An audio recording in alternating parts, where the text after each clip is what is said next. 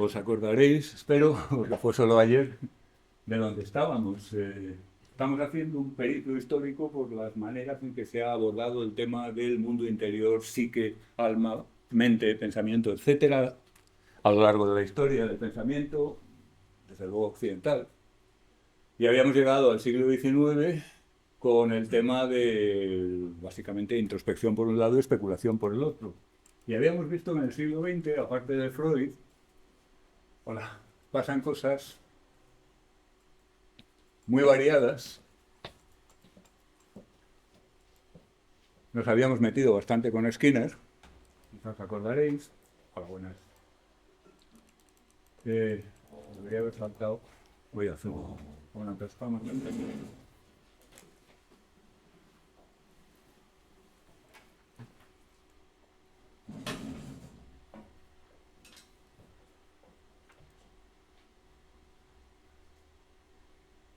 Total, que habíamos llegado a la cibernética.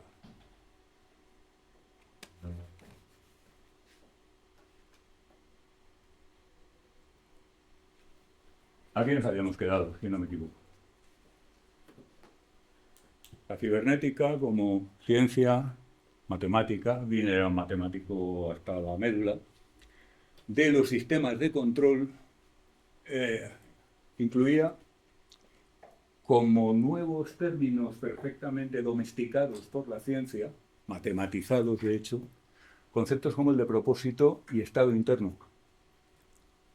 Un misil que va a un blanco y que es capaz de corregir su trayectoria para alcanzar ese blanco, solo lo puede hacer mediante un bucle de realimentación a partir de unos estados internos y unas lecturas del mundo externo. Esa es la esencia del funcionamiento de un sistema cibernético. Y como digo un misil, digo, pues hombre, ¿habéis probado alguna vez los que conducís a mover el volante con el coche parado? ¿A que está duro? Eso es porque tenemos, hoy en día en todos en los coches antiguos había que echarle músculo, pero hoy en día en todos los coches hay servomecanismos, se llama servodirección de hecho. Eso funciona sobre la base de que cuando tú haces un pequeño amago de mover en una dirección, el sistema lo capta, se realimenta y te ayuda, empuja, él, en esa misma dirección que estás empujando tú. Pero claro, cuando quitas el contacto, eso se para. Entonces, ¿por qué duro está esto? Es tan servomecanismo como el que vimos de los robots tropezando en escaleras, como el que vimos, comentamos a propósito de los misiles. ¿Vale? Lo importante para nosotros no es que aparezca esta ciencia. Lo importante es que de repente hay unos tíos que están haciendo literalmente teoría matemática de nociones como propósito o estado interno. Propósito meta. Algo que a nuestro término de contraste, los conductistas skinnerianos les parece hereje. Pues mira, será muy científico y todo lo que tú, pero es que resulta que los matemáticos lo están haciendo. Y ahora vuelven a contar que es científico. ¿Se ve? A eso es a lo que vamos, a este tipo de cuestiones. Pero hay más cosas, claro. Teoría de la información. Muy brevemente, porque esto es un mundo, tanto desde el punto de vista matemático como desde el científico y filosófico.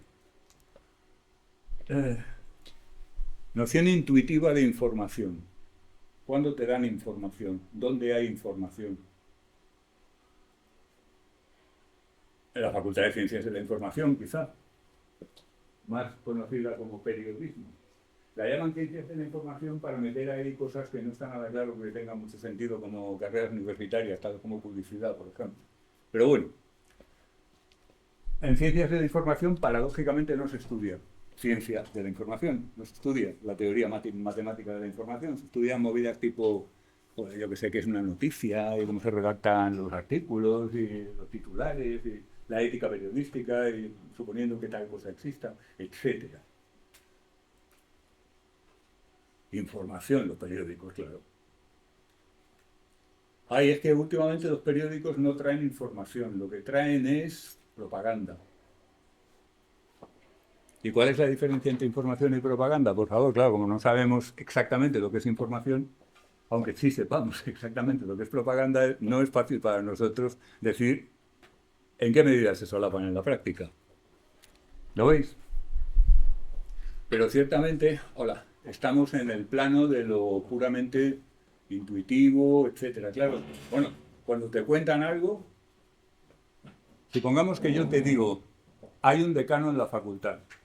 Te estoy dando información, tú ya lo sabes. Además sabes que es un nombre. ¿Sabéis cómo se llama el decano? Ahora. No, ¿verdad? Unos y otros no. ¿Cómo? Fernando Carvajal, muy bien. Digo yo. Entonces yo, si así yo te digo que hay un decano en la facultad, no te estoy dando ninguna información. ¿O sí?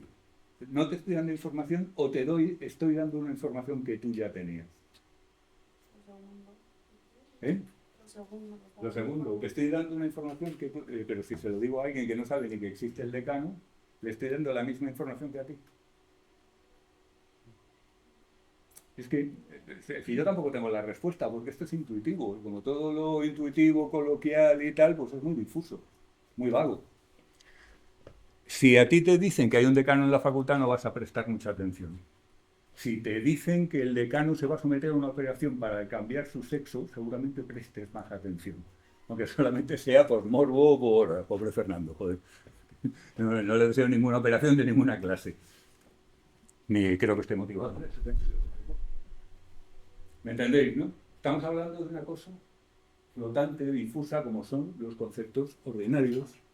Y durante toda la historia, la idea de información se ha considerado científica, no en un sentido peyorativo, como cuando hablamos de la homeopatía, que es la estafa de... Bueno, el título de la estafa del siglo tiene muchos novios, pero es un serio candidato. No, simplemente es que no es científico. Del mismo modo que no es científico, no es científica, por ejemplo, pues la ética. Una cosa muy importante y muy respetable, pero no es científica, es otra clase de cosa. No puede haber un experimento que nos diga si es más correcta una ética deóntica o una ética consecuencialista, por ejemplo. Es una cuestión de experimentos. Vale, no es científico, es otro ámbito. Bueno, pues con la información lo mismo, es una cosa pues como si dijéramos de la vida cotidiana, imprecisa, pero a mediados del siglo XX resulta que empiezan a aparecer formulaciones matemáticas de la información, o de aspectos de la información más bien. Hartley en 1927 creo que es el primero que publica algunas ecuaciones que tratan de medir la cantidad de información en un canal, concretamente. Esto se potencia muchísimo en los años 50 con los trabajos de Shannon Weber, que publican una teoría matemática de la información. Ya bastante completita. La idea central es que información es reducción de incertidumbre. Pero no en el sentido que lo decíamos antes coloquial, y que si yo te digo a ti que hay un decano, como tú ya lo sabes, no te estoy reduciendo ninguna incertidumbre, sino que lo que yo estoy diciendo potencialmente reduciría incertidumbre en una determinada magnitud a alguien que no tuviera ese dato en absoluto. Más bien en ese sentido. ¿De acuerdo? O sea, no es subjetivo. No es aquello de decir, bueno, pues para mí me reduce mucha incertidumbre y a mí en cambio muy poca. No, es el potencial de reducción de incertidumbre, porque luego veremos cómo, bueno, no lo vamos a ver a fondo, pero está definido concretamente en términos probabilísticos. Aparecen métricas para la información, el bit. Un bit es la reducción de incertidumbre que se produce entre dos estados posibles de un sistema. 0 o 1, blanco o rojo. Lo que corresponde. Claro, si estamos hablando, por ejemplo, de sí, no o depende, 3 resultados, ya no es un bit de información, ya es más. ¿De acuerdo? Entonces sale un bit y pico, o puede ser fraccionario, sin problemas. Pero vamos, que ya estamos midiendo información. Y la estamos midiendo hasta el punto de que tú sabes cuánto te cabe en el disco duro y cuánto te queda. El sitio, la información que puedas añadir ahí. Y un poco en la línea de lo que decíamos el otro día, cuando tú llenas el disco duro, no es como cuando llenas la jarra del agua. Estás llenando de otra manera. El disco duro físicamente no cambia. Cuando te hinchas a meter ahí películas, por ejemplo, o series. ¿De acuerdo? Por poner solamente un ejemplo, la cantidad de información H, se suele llamar, en una matriz X de elementos X sub I de tamaño n viene dada por esta expresión. Es una de las fórmulas que algunos llaman el teorema de Shannon. Un poco exageradamente porque Shannon hizo muchas más formulaciones y esta quizá no sea ni siquiera la más importante. Pero esto nos mide la cantidad de información que hay en términos de la probabilidad de los elementos que aparezcan en un espacio determinado. Hay otra teoría, yo creo que más interesante para la ciencia cognitiva, pero que viene después, y construyendo sobre la anterior, que es la teoría algorítmica de la información de, nunca sé si se dice Kolmogorov o Kolmogorov. Los distintos profes lo pronuncian de distinta manera. Y como aquí habría que fiarse de los de datos, porque Kolmogorov o Kolmogorov es un grandísimo investigador en materia de lo que aquí llamamos datos o psicometría, estadística, no psico, es un matemático. Pues ellos son los que tienen, supongo, el criterio. La idea es que la información que contiene un medio, una matriz, en el ejemplo que poníamos, pero un canal también nos sirve, un disco duro, un pendrive, es directamente proporcional al algoritmo mínimo capaz de reproducirla. Con los ejemplos lo vais a ver muy claro. Supongamos dos vectores de dígitos binarios de igual tamaño, que son los siguientes. ¿Lo veis, no? Son dos vectores, recordad que un vector es como una matriz, pero de una sola dimensión. Una lista ordenada de números, podríamos decir coloquialmente. Tenemos dos vectores con 64 elementos cada uno. ¿Vale? La pregunta es, ¿cuál contiene más información? ¿Qué os parece? Así, intuitivamente. ¿La misma? ¿Más el de arriba? ¿Más el de abajo?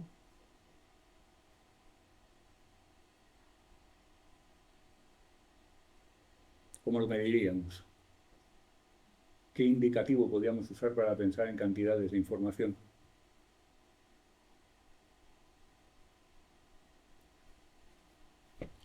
Fijaos, si tú tienes que copiar... No, vamos a hacerlo más sencillo. Tú le vas a dictar a tu compañero, que está de espaldas, le vas a dictar los dos vectores.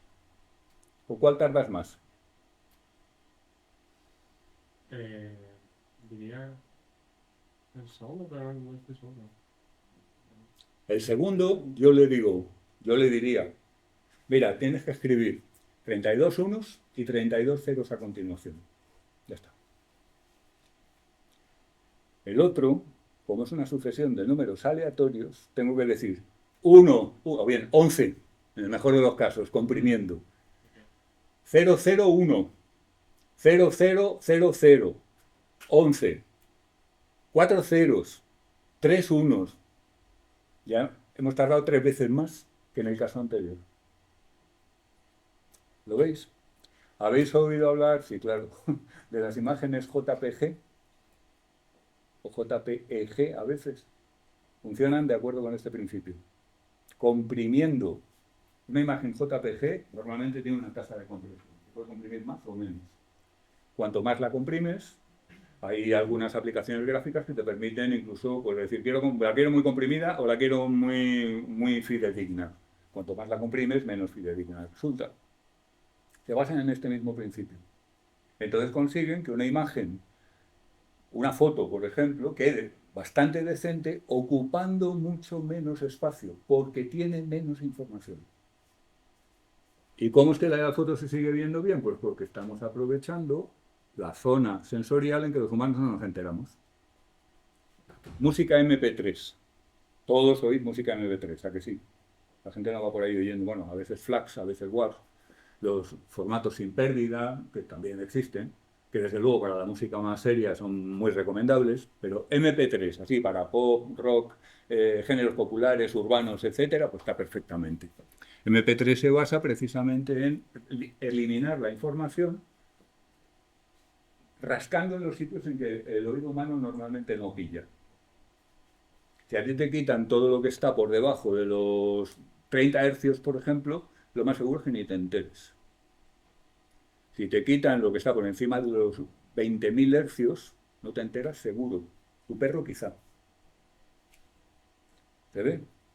Vosotros probablemente podéis detectar cambios en la región próxima a los 20.000. Yo desde luego no. Pero no porque sea sordo, simplemente por la edad. ¿Lo veis? En general, si tú quieres hacer un algoritmo que comprima lo más posible, o mejor, más sencillo, un algoritmo que haga lo que en nuestro ejemplo iba a hacer el compañero, decir o dar las instrucciones para construir el vector. Pues el algoritmo que construye el vector de abajo es mucho más pequeño que el que construye el vector de arriba, porque el algoritmo tiene que hacer lo mismo que hemos hecho nosotros. Para el segundo caso, decir 32 1 seguidos de 32 ceros, fin del algoritmo. Para el primer caso tiene que ir trozo por trozo, con lo cual el algoritmo tiene más pasos, con lo cual es más grande. Con lo cual, decimos, tiene más información el primer vector que el segundo. Esto es la idea intuitiva, pero claro, esto cuando le vamos a los grandes números, pues tenemos una métrica de la información que lógicamente no vamos a usar para una noticia de un periódico.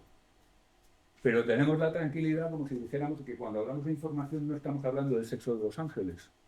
Estamos hablando de una magnitud perfectamente natural, perfectamente compatible con el resto de la ciencia. ¿De acuerdo? ¿Alguna duda? Bien. Fijaos que en términos de h, la magnitud que decía antes, ambos tienen la misma capacidad. Se trata de dígitos binarios de cantidad de 64. Pero el segundo vector, como decíamos, es mucho más comprimible. ¿Entendido? Bueno. Sean 4 imágenes, pongamos por ejemplo, de tamaño 1024 por 1024 píxeles. ¿De acuerdo? En lo del 1024, pues ya sabéis, normalmente debido precisamente que usamos el bit como unidad, pues lo más natural es emplear potencias de 2.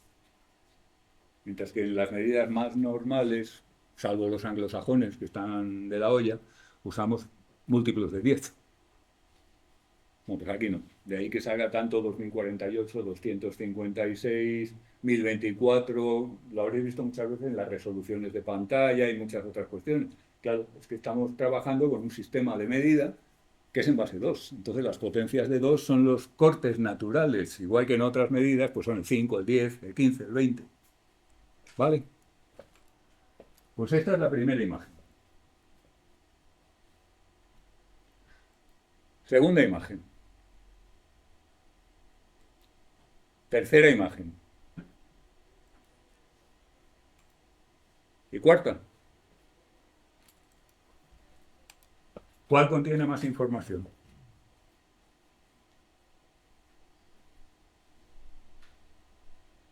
Pensadlo como hemos hecho antes con los vectores. Es lo mismo. Antes eran vectores, ahora son matrices. Podríamos seguir a tensores de cualquier... O sea, todos los objetos del álgebra lineal admiten el mismo tratamiento. ¿Cuál de estas imágenes contiene más información? La cara. ¿Quién ha hablado? Ah, sí. Yo creo que la cara, porque hay más rasgos diferentes, hay más cosas diferentes. Muy bien. Si tuvieras que decirle a tu compañera cómo hacer la imagen, siendo ella ciega, por ejemplo, estando con los ojos vendados, ¿cuánto tendrías que hablar? Pues mucho más, porque tendría que hablar del color del pelo, la forma, la pinta de la cara. Pero estás pensando que, claro, es que tú ya has aplicado como es natural en todos nosotros, todos tus recursos humanos de procesamiento de perceptir. Y entonces estás pensando en una cara. Pues es una imagen. Imagínate que es una alienígena de una raza que tiene tentáculos pero no tiene cara. O sea, que para ti eso no tiene absolutamente ningún significado especial. Pero en términos de unos y ceros, o de... No, bueno, en este caso, puesto que son imágenes en color, no estaríamos hablando solo de unos píxeles o píxeles. Cada píxel tiene varios bits. Normalmente los píxeles tienen del orden de 8 bits, 16, 256 o varios milímetros. Pero buen intento, por lo menos te has acercado a la respuesta correcta. La respuesta es igual que antes. La matriz aleatoria es la que contiene más información. Porque si tú le tienes que decir a tu compañera cómo hacerla, le tienes que decir cada puntito. Venga, tía, fila 1, punto 1. Pues no os deseo desde luego nada parecido. Pues el punto 1 es así como moradito. O sea, venga, vamos por el 2, punto 2. Mirad, la vida. Con la cara puedes decirle 120 puntos blancos. Estamos empezando por la fila de arriba. Yo me he imaginado, por ejemplo, que el color carne puede estar conformado por lo que está a la derecha. O sea, si la imagen de la derecha la alejas, pues, Sí, se te queda un color claro, denso. justo. Claro, entonces no estamos viendo cómo está compuesta la imagen. Es decir, si nos alejamos perdemos la información porque nuestra agudeza visual no nos da tanto. Entre otras cosas porque tenemos la retina colocada al revés y todas esas bobadas evolutivas que tiene nuestro sistema visual. Pero recuerda que no hablamos de los objetivos, la información está ahí. ¿Vale? Y además la información tiene que ser la misma para ti, que eres humana, que creo, que para el alienígena con tentáculos, que para cualquier entidad que tenga capacidad de captarla, por razón de sus sistemas perceptivos o sensoriales. ¿Vale? Entonces, en la cara, ¿qué ocurre? Pues que es comprimido. Si tú comprimes con por ejemplo, con un JPG, la de la derecha, no comprimes nada. Porque no hay forma de comprimirlo. Tienes que ir píxel por píxel. Ojo, si es que la puedes reproducir exactamente.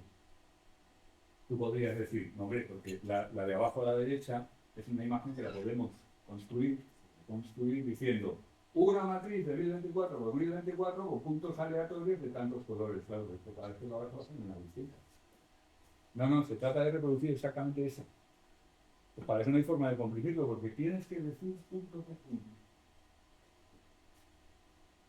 En el caso de la cara, pues por ejemplo, si la ampliáramos, no merece la pena, toda la frente de la sujeta se describe desde el punto tal hasta el punto cual, blanco, y además eso lo repites para 95 filas.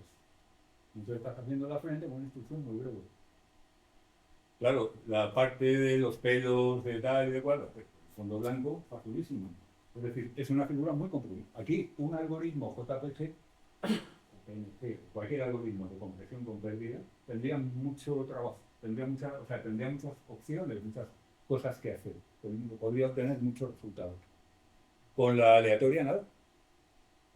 La de arriba a la izquierda, por tanto, la aleatoria es la que contiene más información, porque alguien todavía no lo ha adaptado. La de arriba a la izquierda es medio cuadrado blanco a la izquierda y medio cuadrado negro a la derecha. Y vosotros todavía estáis ahí trabajando como desgraciados y os lo quieren. Por tanto, tiene poquísima información. ¿Lo veis?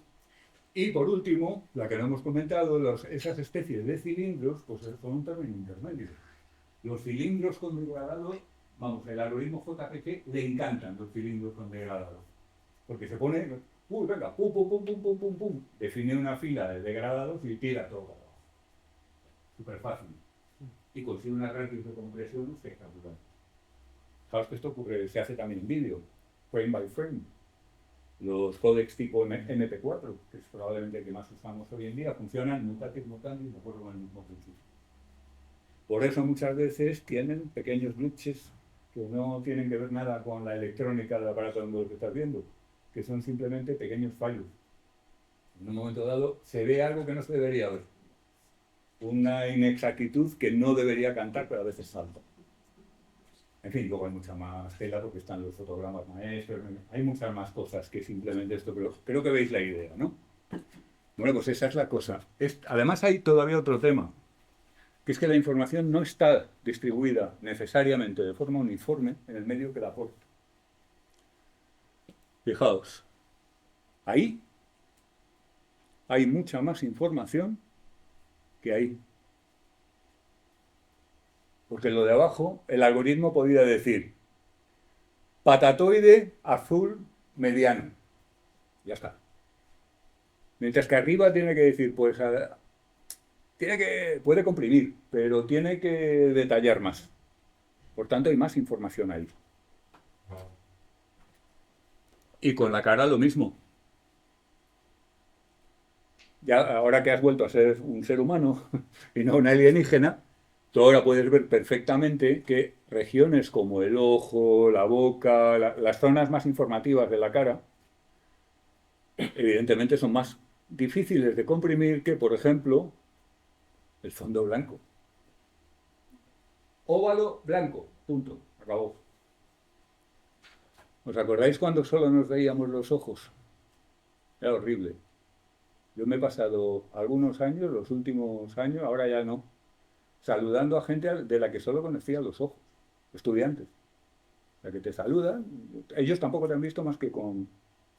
Es curioso, ¿eh? Teníamos aquí una del servicio de limpieza, pobrecilla, que era una mujer que era sorda, completa, limpiadora, y era muy buena en lectura de labios. La jodieron viva. O sea, estaba incomunicada. Recuerdo una vez que casi tropiezo con ella porque iba sensorialmente muy desorientada, incluso más allá de lo que supone la comunicación interpersonal. Pero lo que no cabe la menor duda es de que somos extraordinariamente sensibles a la información facial. Acordaos, tenemos una región del cerebro, hardware dedicado. Todo lo que es la parte de abajo, ¿cómo se llama? El área, creo que es 86 del Brodmann. En fin, que está dedicado al reconocimiento facial. Por eso se nos da tan bien y por eso somos tan sutiles con ello. De ahí que la gente que se hace cosas en la cara muchas veces no sepa lo que está haciendo. No se dan cuenta. No se dan cuenta de cómo están alterando el mensaje o la información en las partes en las cuales los demás somos más sensibles. Y claro, entonces hay gente que la ves, que se cree que está estupenda, y tú la ves y dices, está operadísimo. ¿Entendéis a lo que me refiero? Pero ellos no se dan cuenta. Yo creo que el caso más extremo quizá fue un cantante del siglo pasado, brillantísimo, se llamaba Michael Jackson, que tenía un problema de disforia de raza, además de problemas en la piel también, y se sometió a toda una serie de operaciones que lo convirtieron en algo que no era humano. O sea, tú veías eso y eso no era humano, no era un blanco, tampoco era un negro, ni era un mulato, era una cosa no humana. Y yo me imagino que él se sentiría bien con eso, no lo sé. Bueno, sea como fuere, la información de determinadas áreas de la cara es muchísima y además es muy importante. Mientras que en otras zonas, la zona de los hombros, el deltoide de esa mujer, se puede comprimir maravillosamente bien. Hombre, parece que estamos hablando de torturarla, pero ya me entendéis, me refiero a su imagen. ¿Vale? ¿Entendida la idea? La cantidad de información depende de cuánto se puede comprimir. La imagen o lo que sea, ojo. Los sonidos también. Hay mucha gente, hay mucha discusión entre la gente realmente aficionada a la música, que no son todos los que tienen Spotify, ni mucho menos, sobre si los vinilos suenan especialmente mejor que los CDs, por supuesto ni hablamos del MP3, que es una herejía.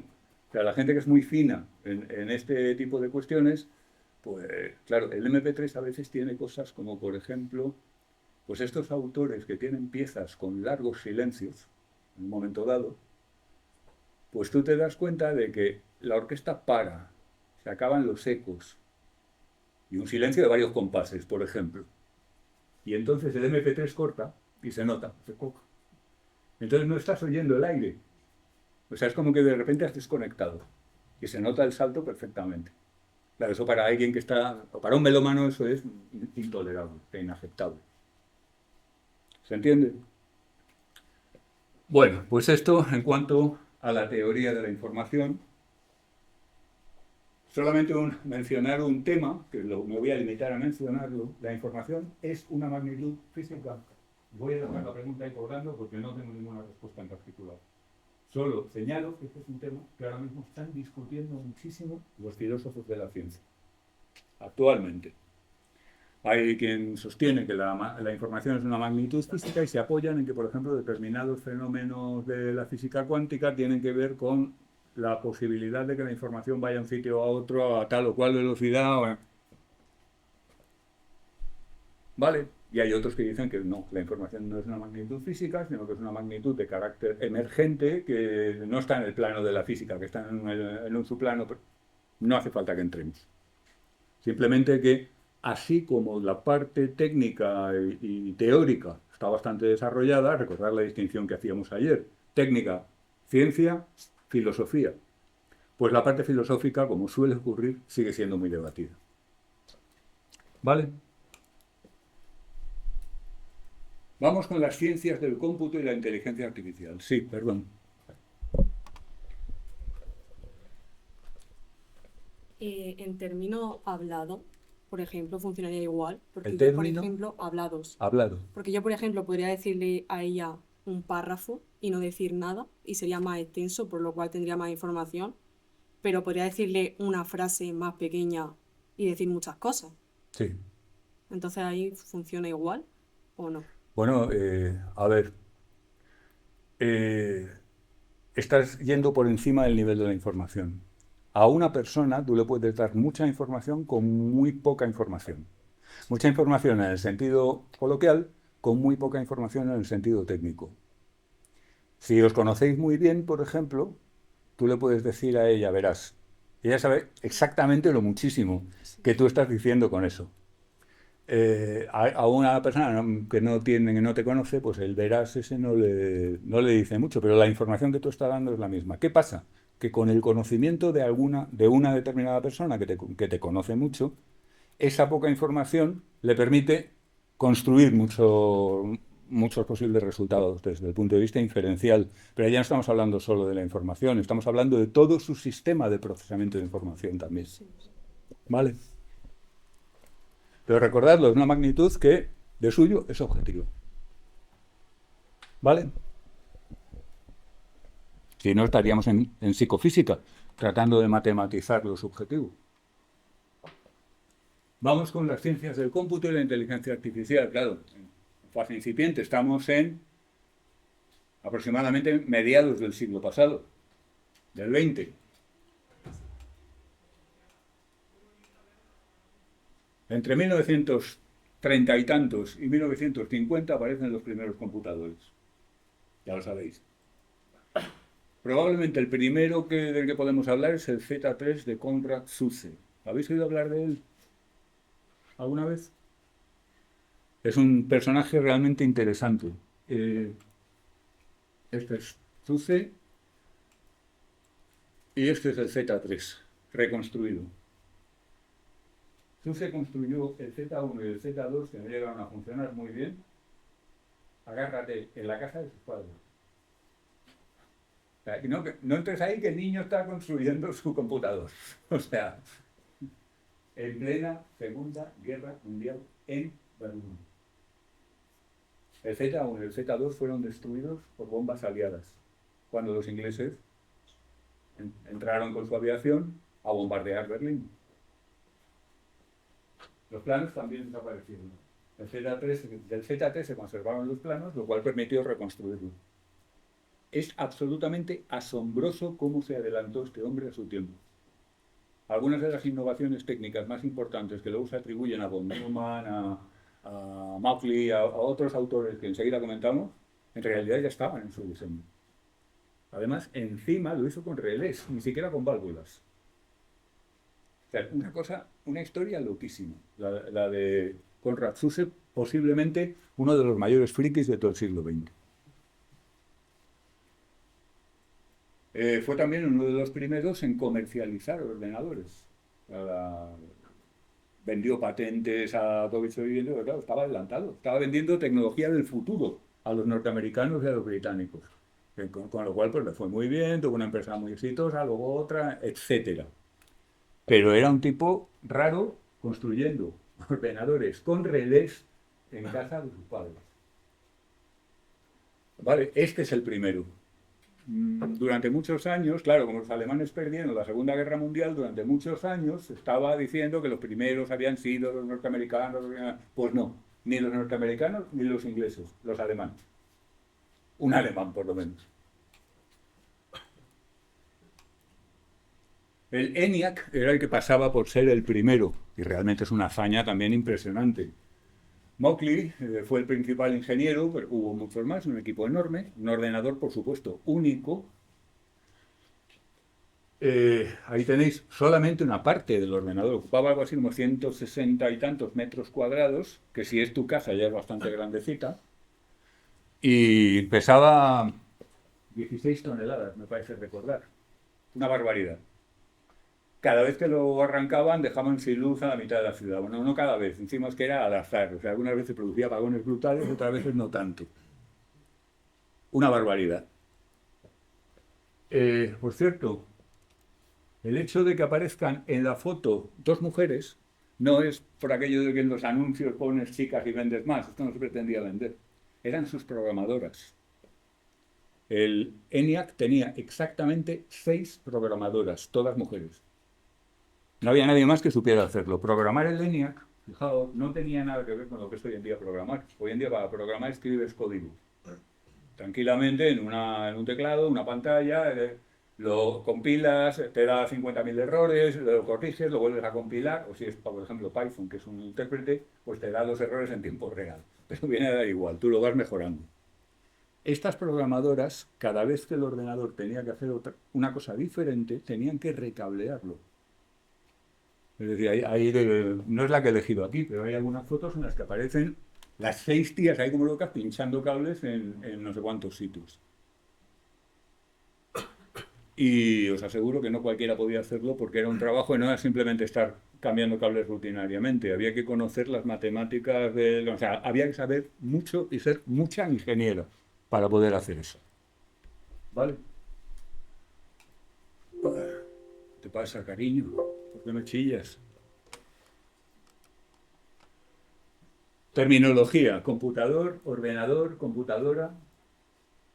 Aquí, yo me he fijado, introspectivamente, yo suelo usar ordenador cuando estoy hablando coloquialmente, pero cuando me pongo el contexto técnico, digo computador. La mayoría de los hispanoamericanos dicen computadora en femenino. Bueno, ¿por qué ordenador? Invento absurdo de los franceses. L'ordinateur. El término es absurdo, simplemente la manía de diferenciarse. Yo creo que es puro chauvinismo, perdonad que lo diga así, y tengo amigos franceses, que consta. Y hasta he tenido novias francesas, que hay que tener valor. Ordenar es una de las tareas que peor hacen los computadores. Los algoritmos de ordenación, vamos, son un tema clásico de teoría del software. Y es que son malos ordenando. Ordenar es una tarea que tiene el problema de que crece geométricamente con el tamaño. Es decir, ordenar 3 papeles es muy fácil, no se tarda nada. Cuando te pones a ordenar los exámenes de tus estudiantes por orden alfabético, cógete tiempo. Estamos hablando a lo mejor de 60 papeles o 70. Pues eso ya es mucho más difícil y se puede hacer con distintos métodos. O sea, que has escogido para denominarlo algo que los ordenadores hacen mal. Y además es que no ordenan, computan, calculan. No, lo de calculadora estaba pillado por unos chismes más simples. Entonces, pues, ordenador, yo como término, pues ya nos lo hemos comido, ese nos lo han conseguido colocar los franceses.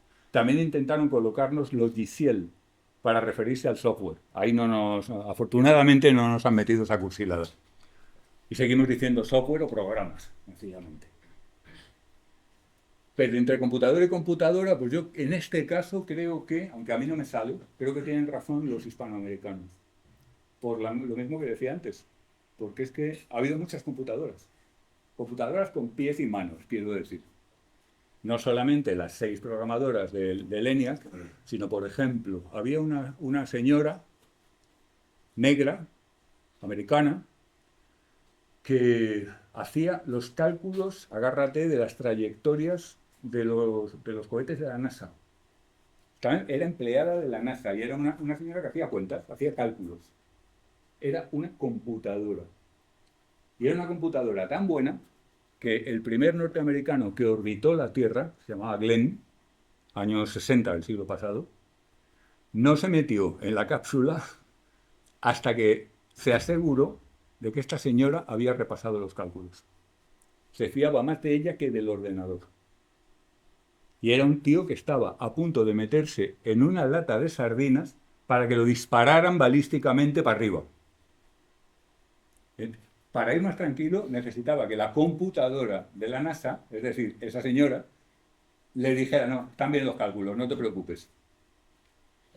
Bueno, pues había en algunas instituciones, había salas muy grandes en las que había muchas mujeres haciendo las cuentas. Claro, ¿cómo llevas la contabilidad de una empresa grande si no tienes ordenadores ni calculadoras? Pues con gente que hace las cuentas. Y era un trabajo típicamente femenino. Por algún motivo que yo, la verdad, que nunca he... Hay gente que se está siempre indagando a ver cuántas mujeres, cuántos hombres, tal. Eso es tema para ellos. Probablemente se lo pasen bien. Pero yo siempre me limito a constatarlo. Vale, así que quizá, en este caso, los hispanoamericanos tienen razón, está más justificado hablar de computadora. ¿De acuerdo? Bueno, usad el término que prefiráis, todos nos entendemos con cualquiera de ellos. Grandes teóricos que inician las ciencias del cómputo. Primero, von Neumann. Von Neumann es este. Probablemente es el individuo más inteligente que ha vivido en el siglo XX y posiblemente en la historia. O sea, un monstruo, una cosa de serie. A von Neumann le decías, oye, el libro aquel que leíste hace 7 años, ¿te acuerdas cómo empezaba? Y von Neumann empezaba, taca, taca, taca, taca, taca, taca, taca, taca, te decía el libro entero, si no le pedías que parara. Yo era muy raro, porque era muy triste. Estaba todo el día organizando fiestas en su casa donde pasaban cosas del tipo de las que hoy en día se ven en Ibiza en verano, por ejemplo. Polímata absoluto, trabajó en física, ciencias del cómputo, inteligencia artificial, más bien ciencias del cómputo, matemáticas, él se consideraba un matemático sobre todo, trabajó en la cibernética, fue el primero que formalizó la teoría de juegos, en un libro de esa época que escribió junto con Morgenstern, que es un tostón absolutamente inaguantable. Si estudiáis teoría de juegos, ahí está la formalización, pero yo no os recomiendo que entréis por ahí. Ya os recomendaré algo cuando veamos un poquito de teoría de juegos. Pero de todo, le pegó a de todo. Además, fue uno de los primeros en darse cuenta de la importancia de los resultados de autores en matemáticas como Turing, Church, etc. Un monstruo.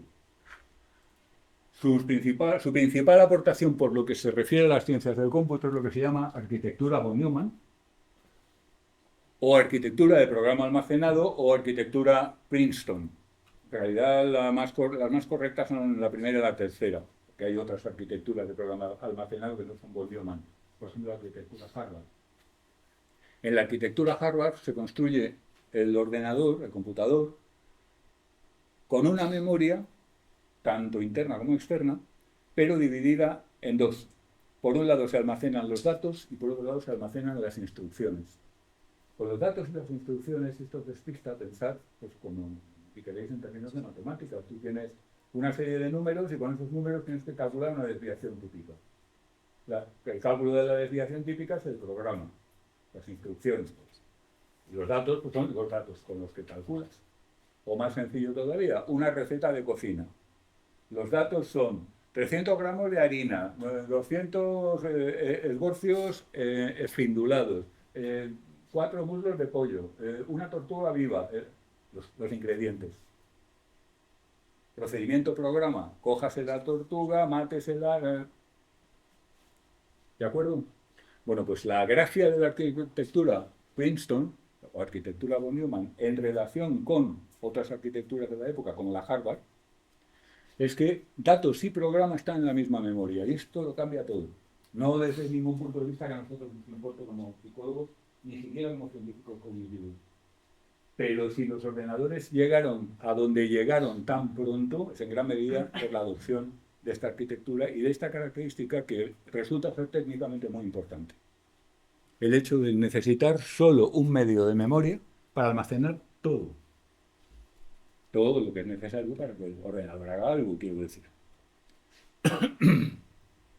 Por lo demás, la unidad central de procesamiento incluye una unidad de control típicamente y un contador de programa, un conjunto de registros que son como que las pequeñas manos con las que el procesador coge los datos y las instrucciones, y una unidad lógico-aritmética, que es la que hace este tipo de operaciones. En fin, esto es un esquema muy poco detallado, esto se puede detallar muchísimo más, encontraréis fácilmente descripciones mucho más detalladas y prolijas de la arquitectura von Neumann.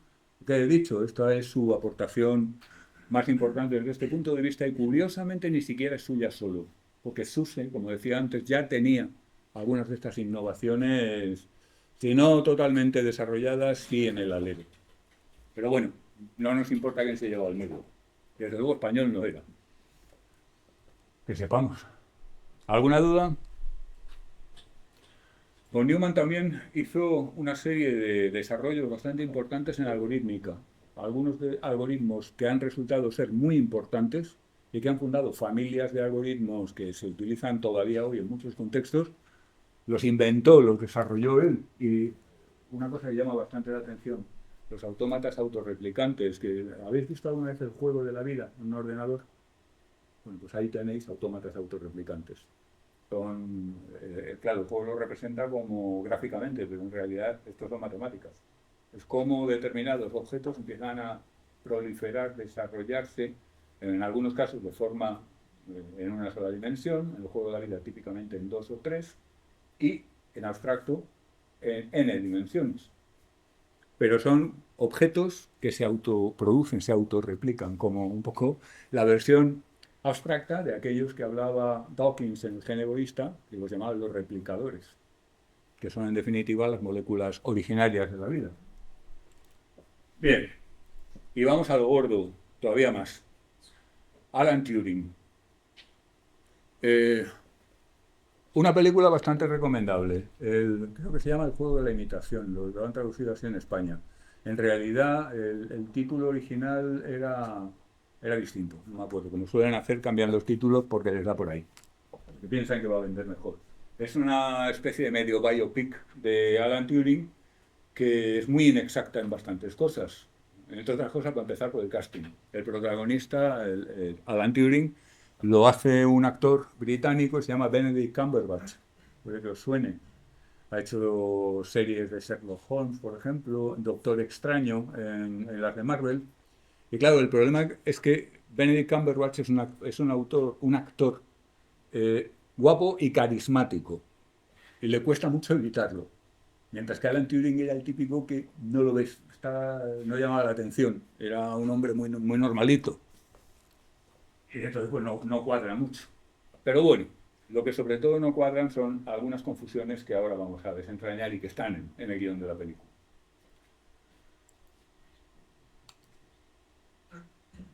En la película se habla del proyecto en el que Turing dirige la construcción de un sistema que es un ordenador dedicado, es decir, con propósito específico.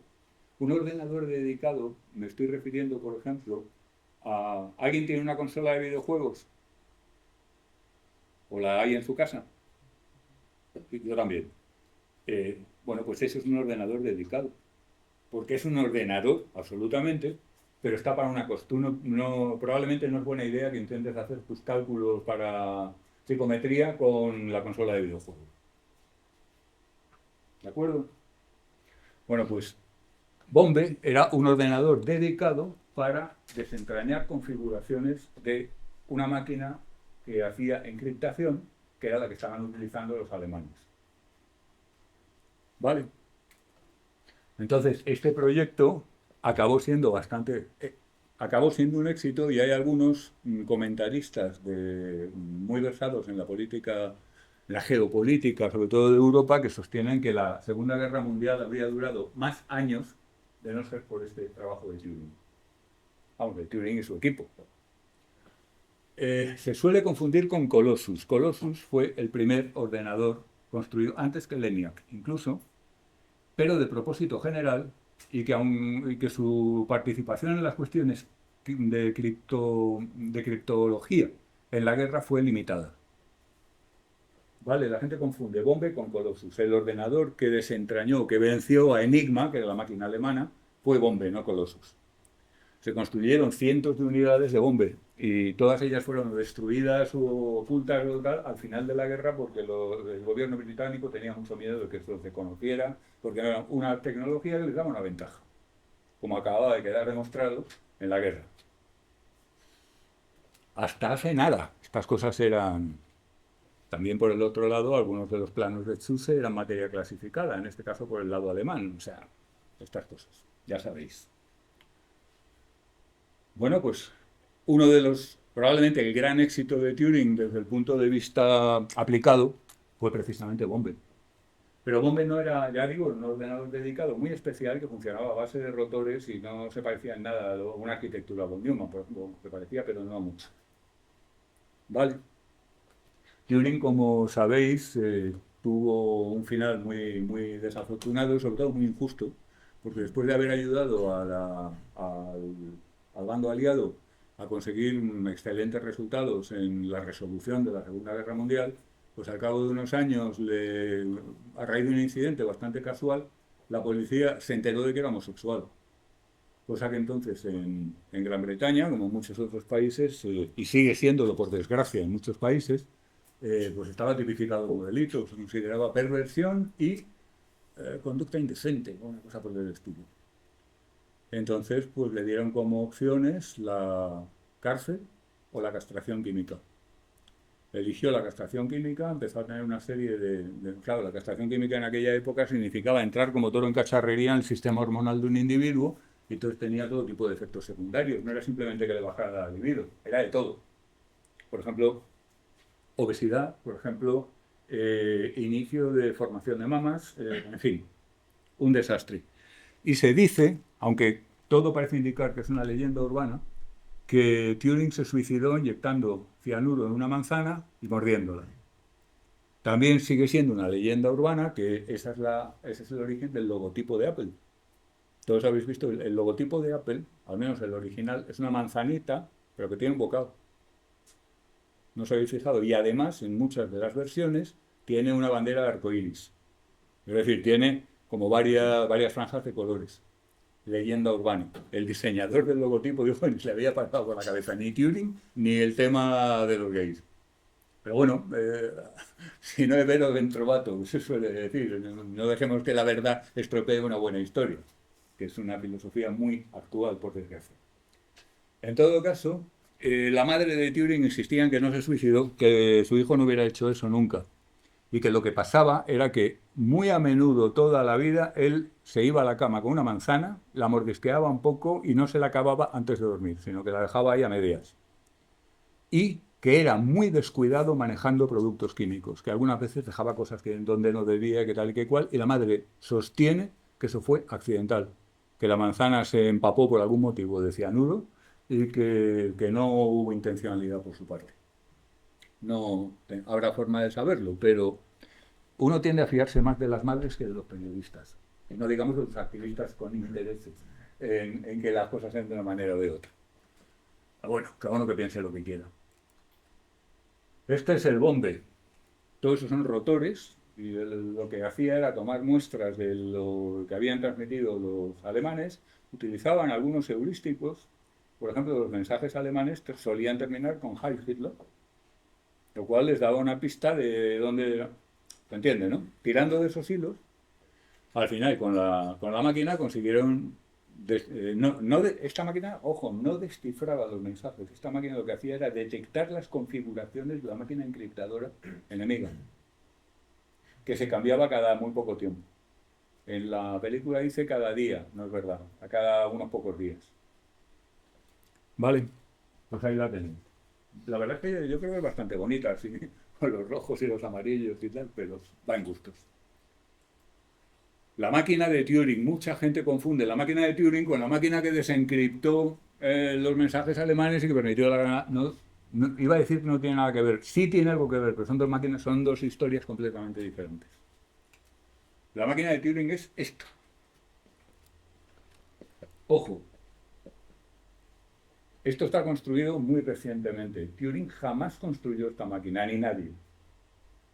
Vale, en el siglo XX estas máquinas eran pura matemática. Estaban descritas analíticamente, pero nunca se hicieron.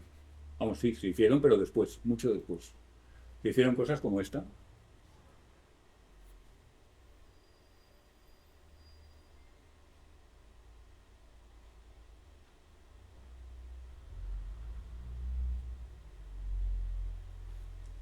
Fijaos en los elementos.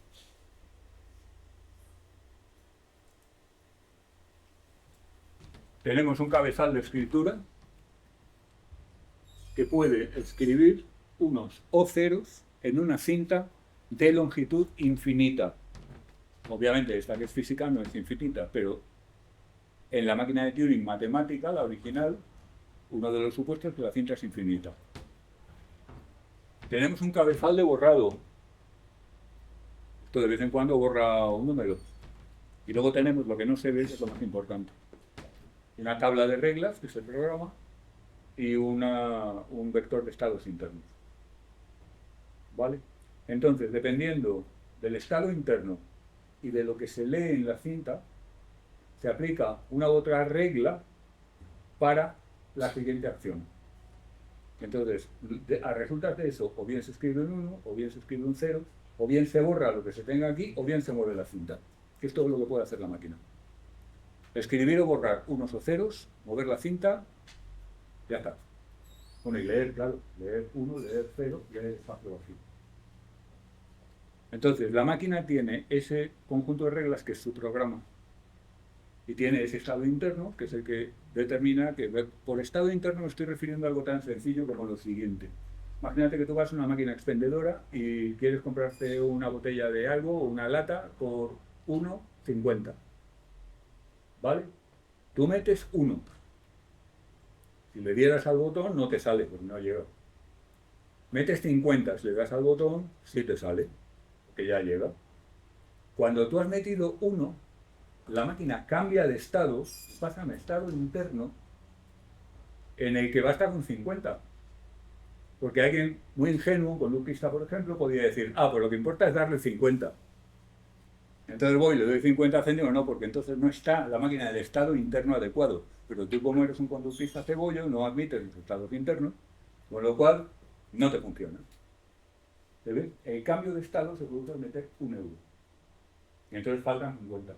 El estado interno es faltan 50. Si tú metes primero los 50, el estado interno es falta 1 euro.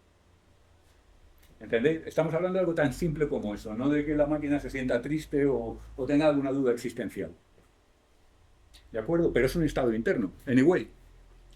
Entonces, eso es lo que hace la máquina de Turing. ¿Y qué gracia tiene esto de andar pintando y borrando unos y ceros y todo eso? Bueno, pues la gracia del asunto, no sé si contaros un poco entero. Me voy para atrás. 1900. ¿Vale? En el año 1900, el matemático más importante de la época, el alemán David Hilbert, plantea lo que pretendía ser el programa de la matemática futura. Es decir, la lista de problemas matemáticos más gorda, los más importantes, los más necesarios para el avance de la matemática. Uno de ellos era a ver si lo puedo decir más o menos parecido, Entscheidungsproblem, Problem, que es más o menos el problema de la parada o de la detención, de la decisión, que a lo que se refería es ¿puede haber un método para determinar si una función es recursiva? Es decir, si una función es calculable. Es decir, antes de ponernos a calcular como locos, ¿habría algún método que nos permitiera saber si eso va a llevar a un resultado o no? Pensad en algunos juegos sencillos, tipo solitario, en los cuales cuando te sale un juego, tú si te metes en las tripas, podrías saber si ese juego tiene solución o no. Te pueden salir algunos sin solución, los que vas a estar haciendo el idiota durante un rato porque no tienen solución. En cambio, te salen otros que sí tienen solución, pero tú no lo sabes todavía. Claro, llevarnos esto de los juegos a las matemáticas. Lo que Hilbert plantea, este es uno de sus muchos problemas, no sé cuántos problemas que plantea. ¿Puede haber un método que nos permita decidir de antemano si un problema es calculable o no? Es decir, si podemos llegar a una solución o vamos a estar hasta el fin de los tiempos calculando. ¿Lo veis? Pensad en cuando buscamos algo en casa, un libro. Me pongo a buscar un libro y no sé si lo tengo. A lo mejor lo he prestado, a lo mejor lo he perdido, a lo mejor no me acuerdo y lo he vendido. No, eso no. Sigo buscando y no aparece.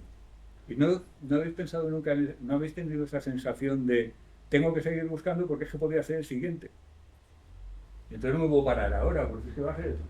Cuando estás buscando un determinado fichero o un documento en el ordenador, 3/4 es lo mismo, aunque la búsqueda es más fácil si te acuerdas de algo del título o de algún elemento de ese estilo. Pero muchas veces lo que nos está sucediendo es eso de no sé si esto va a poder tener éxito alguna vez o es imposible que lo tenga. Eso es justamente lo que planteaba Hilbert. ¿Será posible tener un método como si dijéramos un atajo, que nos indicara qué problemas puede llegar a tener solución, aunque en nuestra vida lleguemos realmente a alcanzarla, pero que sabemos que tiene solución? Hay otros problemas que sabemos que no tienen solución. Y hay un conjunto de problemas ahora mismo, spoileando a Hilbert y a Turing, que no sabemos si tienen solución o no. Turing demostró que no. Y para eso utilizó la máquina. ¿Qué ocurre? Pues que Turing demostró, primero, que este tipo de máquinas, cambiando su tabla de estados y sus reglas, podían ejecutar funciones matemáticas. Funciones, la media, por ejemplo. ¿Vale? Entonces, codificado en unos y ceros, tú le metías los datos, le metías las reglas de lo que tenía que hacer, pero a ese nivel. Escribir un 1, borrar un 0, si ves que hay un 0, a ese nivel.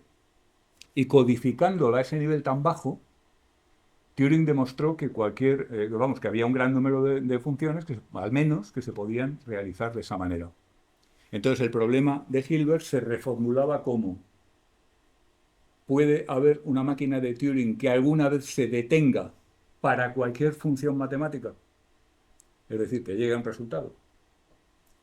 Y él demuestra que no. Lo demuestra analíticamente. ¿Vale?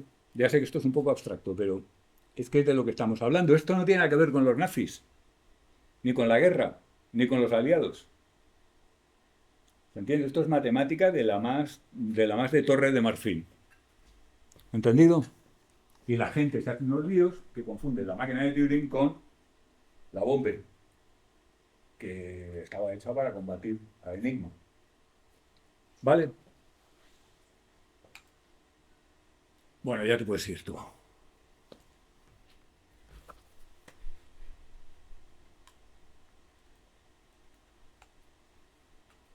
La máquina universal de Turing es rizar el rizo ya. Turing demostró que puede haber una máquina tal que simula el comportamiento de cualquier otra máquina de Turing. Y esta es la llamada máquina universal. Pero claro, yo puedo hacer una máquina de Turing para calcular la desviación típica de 100 números, por ejemplo. ¿Vale? Y puedo hacer una máquina de Turing para calcular la factorial de un número entero. Y puedo hacer una máquina de Turing, pero es una máquina de Turing para cada problema, para cada función. ¿De acuerdo? La máquina universal es la que es capaz de simular cualquiera de esas. Es decir, de reproducir el comportamiento de cualquiera de esas. Y ahí viene la tesis de Church-Turing, que dice que para toda función calculable existe una máquina de Turing capaz de calcularla. Esto es una tesis, se llama tesis porque no es un teorema, no está probado. Y se da por sentado que no se va a poder probar. Los matemáticos en masa lo consideran verdadero, porque hay muchísimos indicios de que es verdadero. Técnicamente, no hay función recursiva primitiva que no pueda ser calculada por una máquina de Turing. Pero, al mismo tiempo, hay funciones que no son recursivas primitivas que no pueden ser calculadas por una máquina de Turing, porque la máquina de Turing no se para nunca. Y esas son las que le llevan la contraria a Hilbert. No se va a parar. No se va a llegar a una solución. Y en general no podemos predecir cuál es cuál. ¿Se ven? Es un poco enrevesado y estamos saliéndonos mucho de nuestro terreno, pero quiero señalar que estas son el tipo de aportaciones que hace Turing. Cuidado, la máquina de Turing tiene una memoria infinita tiene una serie de reglas, tiene un código binario. La máquina de Turing se está pareciendo mucho a un ordenador digital. ¿De acuerdo? Cuando Turing plantea esto en los años 30, no hay ordenadores. De hecho, los ordenadores se inspiran en gran medida en estas matemáticas. Pero es solo inspiración. La máquina de Turing no es un ordenador, es un autómata concretamente, es de la teoría de autómatas formales, que es una parte de la matemática pura. ¿Vale? Y finalmente la gente se hace líos con la prueba de Turing. La prueba de Turing. Ya todos habéis oído hablar de la prueba de Turing, ¿no? Quizá no. Pues vamos a ver un poco. Uy, ¿a qué viene aquí un grabado de una especie de... ¿Os habéis parado alguna vez a pensar que el más pobre entre nosotros tiene infinitas más posibilidades de ocio y de entretenimiento que cualquier aristócrata del siglo XVIII? O sea, tienes ahí Spotify. La mayoría habéis confesado que lo usáis. Spotify es una abominación desde mi punto de vista, pero en fin, allá cada cual. HBO, Netflix, Prime, cines, teatros. ¿Qué pasaba, por ejemplo, en la Edad Media? Pues que alguien que vivía típicamente en una ciudad o en el campo, pues cada varios años había un conjunto de cómicos de medio pelo que pasaban por ahí y que hacían algo supuestamente divertido. Y aquello era el acontecimiento. Porque la siguiente vez que iban a recibir entretenimiento faltaban años. Y dice rápido, ¿eh? Tú ves ahora un capítulo de una serie y hasta dentro de 2 años no puedes ni oír música, ni ver comedia, ni nada, de nada, de nada. Te mueres. Pues no se morían. ¿Lo veis, no? ¿Qué ocurría? Pues que encima los aristócratas, estoy pensando por ejemplo en los filósofos, como se llamaban a sí mismos los aristócratas franceses intelectualmente muy formados, se aburrían como monos, porque eran gente que no tenía que trabajar, además no se veía bien que trabajaran, porque eran todos rentistas, terratenientes, o sea, gente que tenía riqueza porque eran aristócratas. Y claro, ¿qué haces todo el día? Vale, tengo mucha pasta, pero ¿qué hago? Pues puedes viajar, sí, ya he ido a todos los sitios a los que puedo llegar con mis caballos más veloces. Sí, el campo es bonito. Venga, que venga la orquesta y que me toque algo. Hay una obra de Bach que es muy curiosa. Las variaciones Goldberg.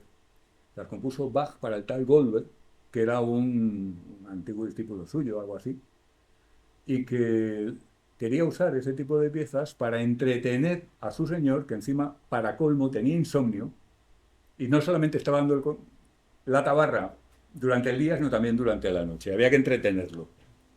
Entonces es una pieza muy curiosa porque el tema de las variaciones no es la melodía, sino el acompañamiento en la mano izquierda, en fin. Una historia muy, muy llamativa, una pieza, una obra absolutamente maravillosa. Muy recomendable. Cuando la veáis en el cine es que estamos en casa de un intelectual. O sea, cuando los protas van a casa de un intelectual, suena el área de las variaciones Goldberg.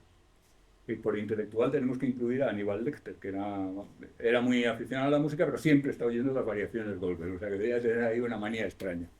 En todo caso, el problema era el entretenimiento. ¿Qué hacemos con nuestra vida? Tenemos todo solucionado, tenemos pasta para aburrir. Ningún problema, salvo los médicos, claro. Salvo los problemas médicos, quiero decir. Pero mientras yo esté más o menos bien y sano y tal, ¿qué hago? Entonces, claro, la vida social entre ellos, que encima era una pequeña élite, era absolutamente de una densidad abrumadora. O sea, estaban todo el día haciendo movidas y conspiraciones unos contra otros. Como si no tuvieras nada más que hacer en todo el día que cotillear. Imagínate. ¿Se entiende? Bueno, pues entonces los juegos de corte, que es lo que está representado ahí, tenían una importancia extraordinaria. Eran su salvación en gran medida. Pero claro, a algunos les iba lo de estudiar cosas y se volvían, yo qué sé, gente como D'Alembert, por ejemplo, pues se convertían en grandes intelectuales a base de que, bueno, pues lo único que tengo que hacer con mi vida, me gusta estudiar, estudio, entonces aprendo mucho y... A diferencia del currante que si quiere estudiar tiene que aprovechar por las noches el rato que tal y luego ocuparse de los niños. Nada que ver. Los niños les ocupa el servicio. ¿Se ve, no? Bueno, pues en este contexto inventaron infinidad de juegos que tuvieran algún componente morboso, picante, lucha desesperada contra el aburrimiento. Y uno de ellos era el juego de la imitación, que es el que da título en España a la película. El juego de la imitación consistía en una cosa bastante boba. Yo soy uno de los jugadores que soy el juez. Me pongo aquí. Entonces, tú eres un ordenador. Perdón, tú eres una mujer. Y tú eres un hombre. Estamos separados, en habitaciones distintas. Tú y yo. Y yo tengo que haceros preguntas a los dos para tratar de determinar quién es el hombre y quién es la mujer. Yo sé de antemano que hay un hombre y una mujer respondiendo. Fijaos que es una época en la que los roles de sexo están muchísimo más diferenciados que ahora. ¿Vale? Pues claro, como la letra de los hombres y de las mujeres también es distinta, y la voz, por supuesto, los mensajes los mando a través de criados escritos por mí. Y tú le dictas al criado tu respuesta, y tú le dictas al criado para que yo no tenga la pista de esto es letra de hombre, esto es letra de mujer. Que aunque sea incierta, podía valer. ¿Se entiende? Entonces, el juego consiste en a ver si consigo yo decir, pues tú eres la mujer, pues tú eres el hombre, o me equivoco. Y si me equivoco, se ríen todos mucho. Ja, ja, ja, ja, ja. Y luego se comenta la jugada. Claro, es que te has dado cuenta porque es que él ha dicho que ella ha dicho. Gente muy aburrida, ¿vale? Pero este era el juego de la imitación originalmente. Lo que Turing hace es transformarlo en esto. Ahora, el juez, el interrogador, que es el papel que estaba haciendo yo, es efectivamente un humano, pero no es un hombre y una mujer, es una persona, hombre o mujer, y un ordenador. Y entonces de lo que se trata es de determinar cuál es el ordenador, también por supuesto a través de tecleo. Porque si no es evidente, el aspecto, la voz, todo esto. No. Mensajes generados por personas o por ordenadores. Turing en su paper plantea una serie de condiciones, por ejemplo, el juez tiene que saber que uno es un ordenador y el otro es una persona, no vale pillarlo por sorpresa, porque los efectos de antropomorfización son tremendos. El objetivo es que haya un porcentaje alto, por encima del 60%, creo recordar, de veces que el juez se equivoque, o algo por el estilo. O sea, Turing lo especifica bastante. Y lo que Turing afirma es, una máquina que pasa esta prueba, no tenemos ninguna razón para no decir que es plenamente inteligente. ¿Lo veis? Es decir, la idea es una fabulosa operativización de la inteligencia. La inteligencia consiste en ser capaz de engañar a un juez haciéndole creer que eres humano. Ojo, a un juez que está avisado de que le está intentando engañar, ¿eh? Esto es muy importante. Yo tenía un compañero hace mucho tiempo, bueno, finales del siglo XX, cuando los ordenadores todavía no estaban tan generalizados, que, bueno, tanto él como yo dábamos cursitos de programación, así a gente, sobre todo de psicología, pero no solo. Y él, uno de los ejemplos que ponía era un programa pequeñito, serían 15 o 20 líneas de código, como mucho, que lo principal que hacía era, el programa te preguntaba, hola, ¿cómo te llamas? Pues, Pablo. Contestaba, hola Pablo, ¿de dónde eres? Yo, pues de Ávila. Y el programa contestaba, anda, yo también. No os podéis imaginar las reacciones de la gente. Súper impresionados. 10 líneas de código, 12, una cosa así. El programa lo único que hacía era usar texto enlatado, que se llama. Por supuesto. Y con eso pues se demostraron algunas funciones. Hubo otra cosa que hicimos que fue más malvada, más peor. En uno de los cursos que di yo, había una chica que le estaba costando entender una cierta estructura de programación. Era Basic de coma flotante, el lenguaje que estábamos usando, y el programa lo tenía con las instrucciones read y data, que sirven para meter datos dentro del programa, no simplemente en la misma memoria.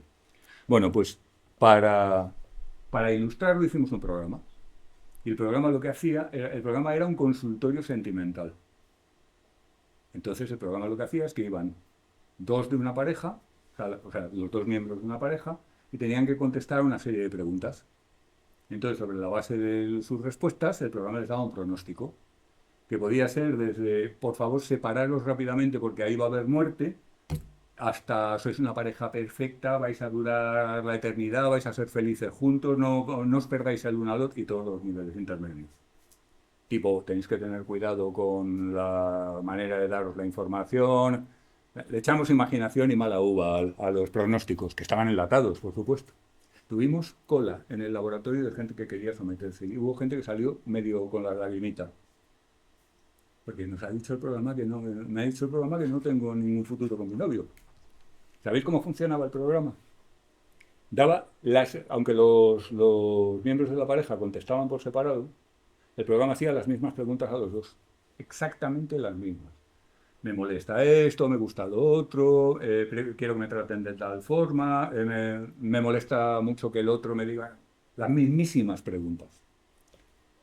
Y a raíz de las respuestas calculaba una correlación de Pearson, una R. Y en función del tamaño de la correlación de Pearson, elegía uno u otro pronóstico. Ya está, si la correlación era negativa y tocha, no os vais a matar uno al otro, etcétera, etcétera. Si la correlación era positiva y grande, sois una pareja perfecta, tal y cual. O sea, una completa estupidez que solamente no tenía más propósito. Originalmente, luego nos reímos un montón, la verdad. Éramos mala gente.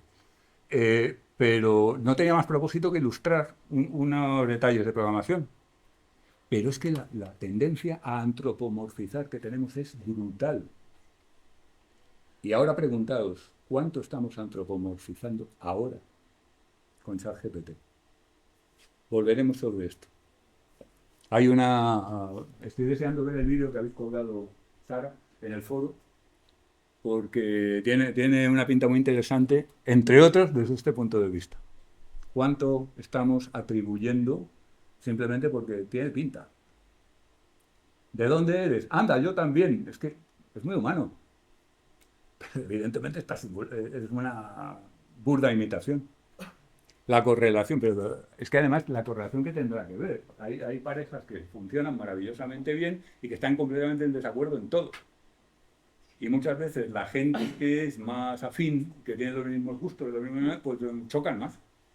No siempre, pero vamos, que el hecho de correlacionar en preguntas, vamos.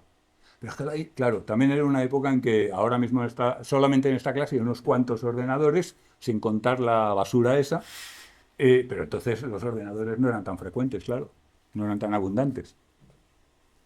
Sea como fuere, la prueba de Turing es esto.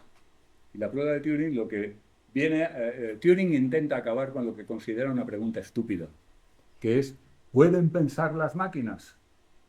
Pues mire usted, depende de lo que entienda por máquina y de lo que entienda por pensar. Y ya está. No, pero pueden pensar como nosotros, depende de lo que entienda por pensar como nosotros y depende de lo que entienda por máquina. Porque el ser humano es una máquina maravillosa. ¿Cuentan los humanos? O los animales también son máquinas perfectas de la creación, según dicen muchos. Y pensar, si yo ahora acabo de tener la impresión pasajera de un acorde de órgano, ¿eso es pensar? ¿Es pensar en el mismo sentido que si yo estoy razonando para solucionar un problema? Pues mire usted, no se puede contestar a preguntas que están mal formuladas. Y científicamente, la pregunta ¿puede pensar una máquina? Está pésimamente formulada. Entonces, Turing lo que hace es lo típico de un buen matemático científico. Vamos a cambiar esa mierda de pregunta por una pregunta decente. Y la pregunta decente es, ¿podría una máquina hacerse pasar por un ser humano en un contexto justo de comparación conversacional? Y si es así, entonces no me diga usted que no es inteligente. Ojo, no digo yo que lo sea. No me diga usted que no puede serlo. ¿Lo veis? La máquina, la prueba, la prueba de Turing ha sido superada hace muy poco tiempo Pues los bots de inteligencia artificial generativa a partir de 2017. ChatGPT la pasa. Hace ya 2 años que por primera vez le recomendé con la boca pequeña a un estudiante que pasara el TFG por ChatGPT. Seréis idiotas si no lo hacéis. Ojo, no, oye, ChatGPT, hazme un TFG, anda, y que le guste a los profes. No, eso no va a funcionar. Os sorprendería algunos resultados, ¿eh? Pero es que no pero joder, tú lo tienes escrito, se lo pasas y le dices, conviérteme esto en algo muy formal, muy académico y ya está. Y lo hace muy bien. ¿Se entiende? Así que la prueba de Turing está pasada por si cuentan como jueces los profesores del tribunal de TFG. Dentro de un orden. A lo que voy es a que, hablando en serio, hay muchas personas que serían incapaces de darse cuenta de si un texto ha sido escrito por un bot de conversación o por un humano. ¿Vale? Hay maneras de detectarlo. Yo, por ejemplo, me acuerdo no hace mucho, claro, no hace mucho, esto todo es muy reciente. ChatGPT, o sea, el petardazo de inteligencia artificial es noviembre del 22. Va a cumplir 3 años ahora. 3 malditos años. Pero me acuerdo de gente que la detectaba cuando estaban usando ChatGPT por la sencilla razón de que cuando no lo usaban escribían fatal. O sea, a ver, me has mandado 3 mails a lo largo del curso que he tenido que hacer casi criptografía para entenderlos. Y ahora de repente me entregas un trabajo que está escrito, pues hay 2 opciones. O tu amiga, la de filología hispánica, o ChatGPT. Me quedo con ChatGPT, como hipótesis. Pero ojo, no os dejéis engañar, no se puede probar, ¿eh? No se puede probar, aunque os digan lo contrario. Yo puedo sospechar que me están entregando algo hecho por ChatGPT, pero no lo puedo demostrar. Porque el lenguaje se genera genuinamente, ya veremos cómo funciona. Por encima. Antes había plagio y había un antiplagios, el Turnitin, que era el que usábamos aquí. Pero claro, es que eso sí se puede probar. Porque me acuerdo un caso, un trabajo de fin de máster, que un profesor, habéis tenido a Víctor Rubio, posiblemente en evaluación, bueno, es un profesor bastante estajanovista, por decirlo suavemente. Se encontró con que un trabajo que le habían entregado estaba muy plagiado. Entonces, pues lo que hizo fue presentarle al estudiante en el acto de defensa del trabajo de fin de máster, le presentó el texto original y el texto del estudiante. Y scrolleando, y era idéntico. Pues claro, esto lo he sacado del PDF de tal libro. Y esto es lo que tú me estás entregando, intentando hacerme creer que es un trabajo. Dicen, claro, se lo cepillaron, como es lógico. Es que ahí podemos probar que es absolutamente impensable que esa secuencia de palabras exacta la hayas generado tú por casualidad a partir de tus propias ideas. No puedo. Ahí sí hay prueba posible. Pero con los bots conversacionales generativos no hay prueba posible porque cuando... bueno, ya veremos cómo funciona, pero es como si dijéramos, a cada vez genera el lenguaje. Las ideas que ChatGPT te va a dar están comprimidas. El ejemplo que siempre se pone, gato sobre sofá. Gato sobre sofá. ChatGPT no te da eso. ChatGPT coge eso y lo convierte en había un gato subido en el sofá. Pero la siguiente vez te dice teníamos un gato que estaba en el sofá. Y ahora sí, o sea, cuando lo despliega de muchas maneras diferentes. Con lo cual no hay no hay una pauta, digamos, objetiva que podamos demostrar que es la misma, que está en otro sitio. Dicho muy pronto y muy mal, ¿eh? Es algo más complicado que esto y lo veremos con un poquito más de detalle. ¿Vale? A lo que voy, nuestra enorme tendencia a antropomorfizar. Por eso Turing plantea la condición de que es muy importante que el juez sepa que hay un ordenador y que hay una persona. Pero desde luego, ya digo, los bots generativos han superado esta prueba claramente hace muy poco. ¿Vale? Claro, esto es algo que a los psicólogos que trabajan en inteligencia les produce sentimientos ambivalentes. Hay gente que dice que esto es una broma de mal gusto, hay gente que dice que vale, muy bien, es una broma de mal gusto, ahora dime tú ahora cómo lo operativizas. ¿Cómo vas a hacer tú para manejar el concepto de inteligencia de una manera coherente? Entonces se refugian en lo psicométrico. La fiabilidad y la validez de factor G, la capacidad de predicción del cociente intelectual respecto a la... Sí, sí, no, que todo eso está muy bien. Pero ¿el cociente qué? Así, hay una medida que predice cosas buenas, pero podría ser, como decíamos ayer, como la constante cosmológica, y que al final no se refiere a nada psicológico, no tenga contenido. Y si lo tiene, ¿qué es ese contenido? ¿Qué es lo que estamos midiendo con el CI? La inteligencia, sí, ya, pero ¿eso qué es? Lo que miden los test de inteligencia. ¿Veis, no? La aproximación de Turing es característicamente mucho más científica que la mera recolección de clústeres de correlaciones estadísticas. Y conste que tengo muchísimo respeto a la psicología psicométrica de la inteligencia, pero llega hasta donde llega. ¿Vale?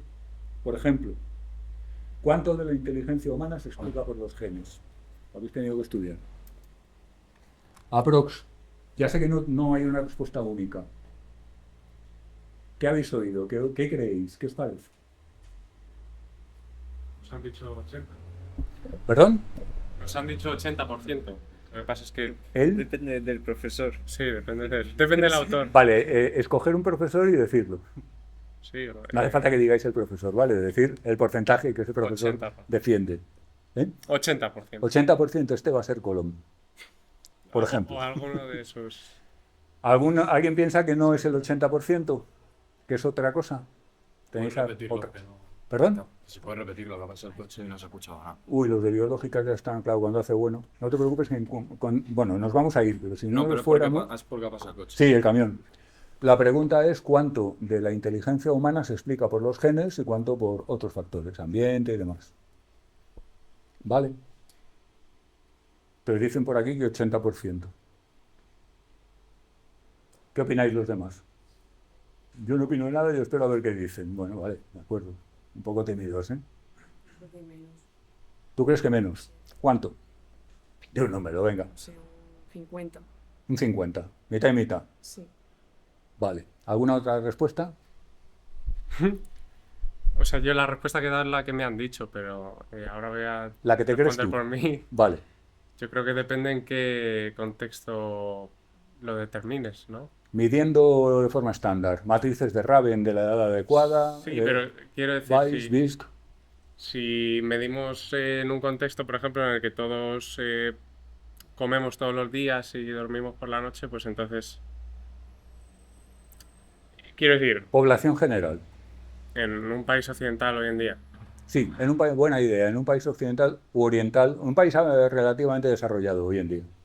Es decir, los chinos, los japoneses, los coreanos son perfectamente homologables. De hecho, son, por término medio, tienen mejores medidas de inteligencia.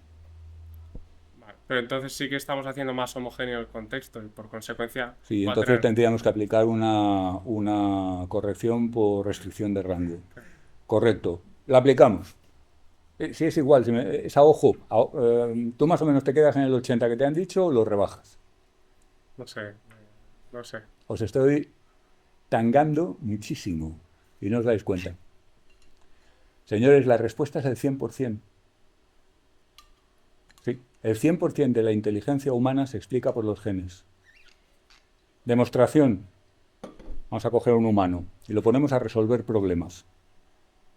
Genes humanos. Pero este es muy listo. Vamos a coger a otro que es más tonto y lo ponemos a resolver problemas. Bueno, pues más o menos resuelven problemas. Ahora vamos a coger un chimpancé que tiene otros genes. Poco distintos, pero no resuelve un puto problema. Con lo cual, los genes son los que explican toda la inteligencia. Porque lo que te ha contado Colom, el otro, no es la explicación de la inteligencia. Es la explicación de las diferencias en inteligencia entre los humanos.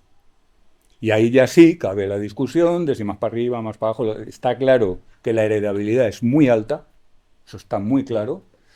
Está claro que el ambiente no compartido tiene un peso.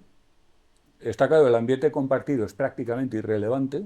No hay un solo dato que indique que tener una biblioteca en casa, por ejemplo, ¿no? Lo que marca la diferencia es que la niña está curioseando en la biblioteca y la otra niña pues está a otras cosas. Es decir, el ambiente no compartido. Pero la heredabilidad es muy alta. Ahora bien, ¿qué es lo que explica la inteligencia humana? Los genes humanos. 100%. Como tantas veces decimos los profesores tocapelotas, leed bien el enunciado. No me digáis que no os lo han dicho, a mí me irritaba muchísimo. Bueno, pues no lo voy a decir, no quiero fastidiar más, que ya os he tomado un poco el pelo con lo de la inteligencia. Es que la pregunta no era la de siempre. Y fijaos que esto nos plantea el problema del que veníamos. Cuando estamos hablando de diferencias en inteligencia, no estamos hablando de diferencias en qué. En los resultados de unas medidas. Vale, pero unas medidas de qué. Es muy útil la psicología de la inteligencia psicométrica. Utilísima. G es el mejor predictor de toda la psicología. Nadie discute eso. Pero no sabemos con qué estamos prediciendo. ¿Con qué concepto? ¿Qué es lo que hay debajo de G? ¿Qué es lo que hay debajo de CI? Eso es lo que no está. Es que, entre otras cosas, se ha estudiado mucho menos. Y aquí viene la clave. Cuando queremos construir maquinaria inteligente, la inteligencia psicométrica no sirve absolutamente para nada, no nos ayuda. Cogeos todos los libros de Manuel de Juan Espinosa sobre el tema. Tengo muy buena relación con Manuel de Juan, es muy amigo. Y he dado clase con él de psicología de la inteligencia, precisamente. Yo daba la parte artificial y él daba la parte psicométrica. Con Colom lo mismo, muy bien. PEI fenomenal. O sea, toda la gente que cuenta esto, no digamos Kenia, que es una amiga, no es nada personal. Y considero que lo que ellos hacen es muy valioso. Muy valioso. Pero hay una parte que se dejan, que es de qué estamos hablando. ¿En qué consiste eso? Y por favor, necesito saber en qué consiste, porque yo soy un ingeniero de inteligencia artificial y quiero crear un cacharro que lo tenga. Entonces, ¿qué le tengo que poner dentro? Pues nada de los test te dice nada al respecto. ¿Entendéis el problema? Es decir, sirve para lo que sirve. Y no sirve para lo que no sirve. Y para lo que no sirve es, por ejemplo, para construir máquinas que muestren inteligencia. Con lo cual la inteligencia artificial ha tenido que tirar de otras fuentes. Ya lo veremos. ¿Entendido? Bien. Pues ahí, recordar las diferencias. BOMBE es el sistema creado bajo la dirección de Turing para descifrar mensajes en guerra. La máquina de Turing y la máquina universal de Turing van encaminadas a resolver un problema en matemática pura. La tesis de Church-Turing es, bueno, otro elemento de matemática pura. Y la prueba de Turing es una operativización de la inteligencia propuesta por Turing y que dio lugar a polémicas que todavía se mantienen. Esto que ya acabo de decir, que la prueba de Turing la superaron los chatbots de inteligencia artificial generativa hace poco tiempo, no todo el mundo está de acuerdo. Parece ser que la rabieta que se cogió Chomsky fue épica cuando se empezó a enterar de lo que estaba pasando. Hubo uno de inteligencia artificial de Google que escribió como respuesta que se sentía muy desalentado de saber que uno de los hombres que había sido uno de los referentes más importantes de generaciones de investigadores en inteligencia artificial se había enfadado cuando por fin habíamos tenido éxito. Muy duro, ¿no? Pero es la verdad. La primera vez que conseguimos un sistema que tiene un lenguaje humano literalmente indistinguible del generado por un ser humano. Entonces, Chomsky, no te enfades, hombre. Para alegrarse, aunque no tenga mucho que ver con lo que tú... Claro, surgen preguntas para los investigadores del lenguaje que son les resultan a ellos bastante desconcertantes. ¿Cómo hace ChatGPT para aplicar las reglas sintácticas? Respuesta, no hace eso. A menos que quieras llamar reglas sintácticas a la tokenización, por ejemplo, que no se parece en nada a lo que hay en los libros de gramática. ¿Cómo hace ChatGPT para saber cuáles son los significados de las palabras que usan? No lo hace. Los tokens, que no las palabras, tienen asociados unos vectores inmensos con ciertas características, en fin. No hay una semántica de diccionario en ChatGPT. Ni en ninguno de estos, ni en Grok, ni en Gemini, ni en... ¿Sí? Que relacionado con esto, una de las mayores objeciones que se hace con respecto a si una computadora puede ser inteligente o no. Perdona, ¿le oís? Vale. Es que como yo soy bastante sordo, a veces me queda la duda de si es que yo soy sordo o estás hablando muy bajo. Relacionado con esto, se suele hacer bastante la objeción con respecto a si los ordenadores son inteligentes o no del experimento mental de la habitación china, Sí, se suele llamar. John Que Searle. bueno, que imagino que lo conoces. Pero bueno, para los demás, si no lo conocéis, básicamente Espera, ¿conocéis el experimento mental de John Searle, conocido como la habitación china, Chinese Room? Unos sí, otros también, otros no. Pues sí, mejor para que estemos todos que homogéneos. básicamente lo que se Explica. hace es que tienes una habitación totalmente cerrada en la que tú de entrada das un texto en un idioma y te lo devuelven en ese mismo idioma. Entonces, la idea es que no hay forma de saber si lo que sea que haya dentro, una computadora o una persona, sabe o no conoce el idioma. Porque, por ejemplo, dentro puedes tener una persona con un diccionario de dos lenguas, su lengua nativa y el chino, y traducirte las cosas y contestarte en chino. Entonces esa es Eso una de es. las mayores objeciones que se hace al hecho de que el ordenador pueda tener Si es inteligencia. una objeción, tiene una virtud, que es que ha conseguido cabrear a muchísima gente por lo estúpida que es. O sea, y lo voy a demostrar. Eh, la situación la habéis entendido, ¿no? Tú estás encerrado en una habitación en la cual tienes un libro enorme de códigos y hay unos chinos malvados. En la historia original son chinos. Hoy en día la gente diría, eso es racista, me da igual. En la historia original les toca de malos a los chinos, igual que otras veces les toca de malos a otros. Bueno, pues son unos chinos muy malvados que cogen, o sea, escriben mensajes en chino, te los meten por una ranura en tu habitación, y entonces tú coges el mensaje en chino, idioma que tú no hablas, supongo. Hay un chaval por aquí que igual sí, pero hoy no ha venido. Coges el libraco y empiezas a ver lo que pone ahí tal y cual, y entonces compones la respuesta adecuada, porque para ese conjunto de símbolos en el libraco te pone cuál es la respuesta adecuada también en chino. Y entonces tú por otra ranura sacas tu respuesta. Desde el punto de vista del chino malvado que está afuera, es, joder, esta máquina, este cubículo, es inteligente, está entendiendo lo que le digo y está contestando correctamente. ¿No? Desde su punto de vista. Pero claro, dice Searle, el tipo, tú, que estás dentro, sigues sin saber chino. No estás entendiendo chino, con lo cual es una farsa. Y Searle parece querer dar a entender que la inteligencia artificial es eso. Pues mira, primero, ese libro no existe ni puede existir. Punto. Solo con eso ya se acabó la historia. No puede haber un libro que dé todas las respuestas a todas las preguntas, ni en chino ni en bantú. Por la sencilla razón de que el lenguaje, como eso sí lo demostró Chomsky, tiene una creatividad infinita. La cantidad de fórmulas bien formadas en un lenguaje natural no es finita. Con lo cual no puede estar en un libro. Punto uno. Punto dos. Y esta es una de las primeras objeciones que se le hicieron a Searle y a la que él nunca ha respondido. El tipo que está dentro, tú, por ejemplo, no sabe chino. Pero tú, más el libro, más la habitación, constituís un sistema que sí sabe chino.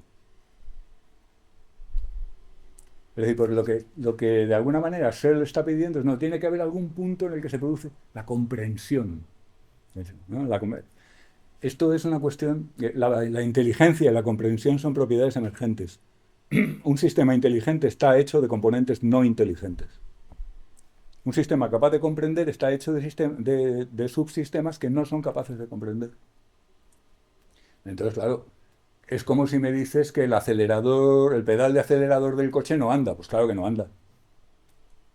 ¿El tipo que está dentro no entiende chino? Pues claro que no entiende chino. Pero el tipo más el libro más la habitación sí entienden chino.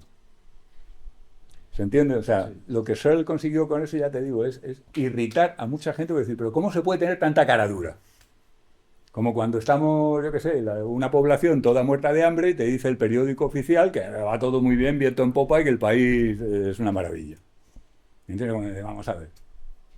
A alguien que no sepa, le puedes engañar, a mí no. La gente que trabajaba en inteligencia artificial, ya claro, desde el punto de vista de quien no entienda, pues le estás engañando. Eso era lo irritante. Pero cuando uno sabe cómo funcionan los sistemas, ¿a qué corresponde el humano que está dentro del cuarto? ¿A una CPU? Una CPU no hace eso. Hace cosas muy distintas. ¿Me entiendes, no? Sí. Así que sí, es muy pertinente mencionarlo en este momento y te agradezco la oportunidad para dejar bien claro que esa historia es muy barata. Pero claro, a la gente que le tiene miedo a lo técnico le encanta. O sea, hay muchos profesores de psicología, no digo que de esta facultad, por supuesto, en esta facultad son todos muy buenos, pero hay profesores de psicología que están encantados de que exista la historia de Searle, porque así no tienen que estudiar informática. Pero claro, cuando estamos hablando de conceptos que están traídos de las ciencias del cómputo, a veces sin los conceptos como el de Frame, de Minsky, el que mencionaba el otro día de las redes semánticas de Kilian, etcétera, o sea, un psicólogo teórico debería saber de eso. Y a muchos no les apetece, porque ya bastante me costó a mí aprender Piaget, o aprender experimentos de tal tipo o de tal otro. Y ahora va a resultar que tengo yo que enterarme de cómo, pues mira, se siente, es que los avances de las ciencias son así de fastidiados. También los físicos tuvieron que aprender probabilidad. Cuando pensaban que todo era tan maravillosamente determinista y se podía hacer con matemáticas lineales, pues no. Dios sí juega a los dados, pues, aunque a Einstein no le mole. ¿Se entiende? Pues esto es un poco lo mismo. ¿Vale? ¿Más cosas? No sé si habéis seguido esta cuestión muy claramente, porque tanto el compañero como yo conocemos el experimento mental y algunos otros sí. Volveremos sobre él al hablar de significado en filosofía de la mente. ¿Ok? Bueno, adelante.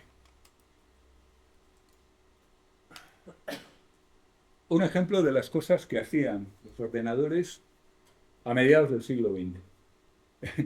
Ni me he planteado instalar un intérprete de Python en este ordenador porque lo más probable es que hubiera una explosión. Entonces, pues, lo reproduzco de manera un poco pedestre. Pantalla de una consola, una terminal de ordenador de mediados del siglo XX, ¿vale?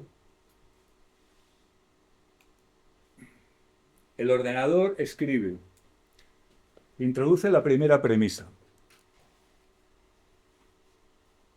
Yo escribo, ningún político es honrado. En verde lo que hace el ordenador, en blanco lo que escribe el usuario. ¿De acuerdo? Dice el ordenador, introduce la segunda premisa. Todos los profesores son honrados, digo yo. Estoy barriendo para mi casa, claro.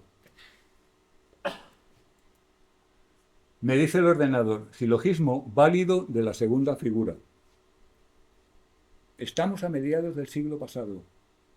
Esto es de desmayarse.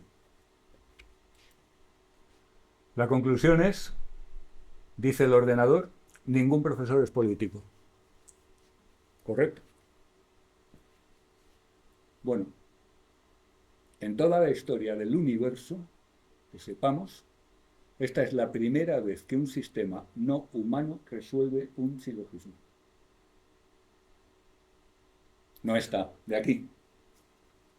1950 y tantos, quizá. Esto es fuerte, ¿eh? Descartes ni se huele que pueda haber una máquina que resuelva silogismos. Leibniz especuló algo sobre ello, Laplace también. Especulación loca, sin absolutamente ningún avance. Y este cacharro resuelve silogismos y las premisas que le he dado no las tiene almacenadas. Porque yo podría cambiar profesores por cultivadores de patatas y políticos por policías. La diferencia es que sí hay policías, ¿no? Pero bueno, no estamos hablando de la semántica, ¿entendéis? Es decir, este programa no funciona sobre la base de tener, como en el caso de la habitación china, almacenadas todas las respuestas a todas las preguntas. Primera vez en la historia del universo, claro, esto a los psicólogos, a los filósofos, a los matemáticos, les estalla la cabeza. ¿Se ve? Es una facultad del alma. Llevamos varias horas de clase insistiendo en que facultades del alma, del espíritu, la mente, la conciencia, todo junto, ¿verdad? Y ahora un cacharro hecho de válvulas tiene una facultad del alma. es resolver silogismos que además, desde Aristóteles, Tomás de Aquino y los escolásticos, hasta el siglo XIX, son la madre del cordero de la lógica. La lógica se vuelve seria con Frege, por ejemplo, lo citabas el otro día. Frege y con algunos contemporáneos, Russell, Wittgenstein. Pero es que antes de eso era la escolástica, eran básicamente los silogismos. Y claro, desde el punto de vista de un... ¿Alguien ha leído El nombre de la rosa? De un Guillermo de Baskerville, o un Guillermo de Ockham, en realidad es el real, Ockham, el de la navaja. ¿Te acordáis de la navaja de Ockham, no? Bueno, pues desde el punto de vista de esa gente, siglo XIV, no sé, XII, hace mucho. Desde el punto de vista de un Ockham, los silogismos son la mayor muestra de la capacidad humana. Y además la específicamente humana, porque un gorila es más fuerte que tú, pero no sabe hacer silogismos. No ya un gorila, ojo, un campesino, mucho más fuerte que tú, que al fin y al cabo llevas todo el día, toda la vida metido en una torre de marfil estudiando legajos, es mucho más fuerte que tú, pero no es capaz de hacer silogismos. Y ahora viene un montón de cacharrería y hace silogismos. Es que esto es difícil sobreestimarlos.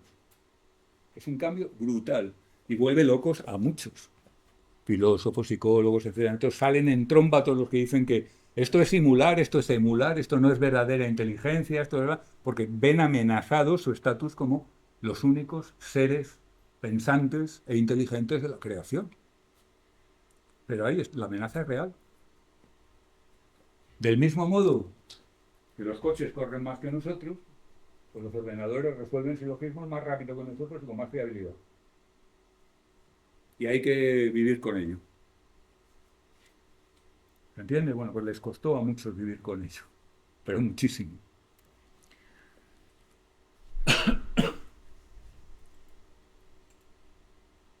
Ahora vamos a estudiar un ordenador como si fuera un organismo. Tenemos ahí un ordenador. Le vamos a administrar estímulos a la manera conductista. Esto es otra andanada contra los conductistas. Vale, la acabaremos el próximo día. Le vamos a administrar estímulos, input a través del teclado. El teclado es el órgano sensorial del ordenador. ¿Vale? Igual que tú tienes retinas, tímpanos, pues él tiene el teclado. Igual que tú tienes conectadas tus retinas a las áreas V1, V2, etcétera, pues el ordenador tiene conectado el teclado a un bus de datos, en fin. Y observamos sus respuestas, el output. La conducta del ordenador es lo que pone en la pantalla. Podría ser perfectamente conectarlo a un brazo mecánico que hiciera algo más con más tinta de conducta, eso nos da igual. ¿De acuerdo?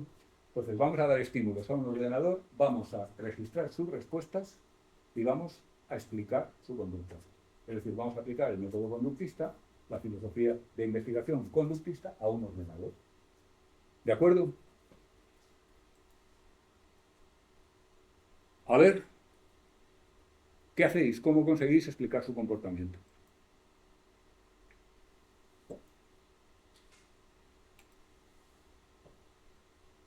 Esas cositas verdes indican que está listo para recibir un estímulo.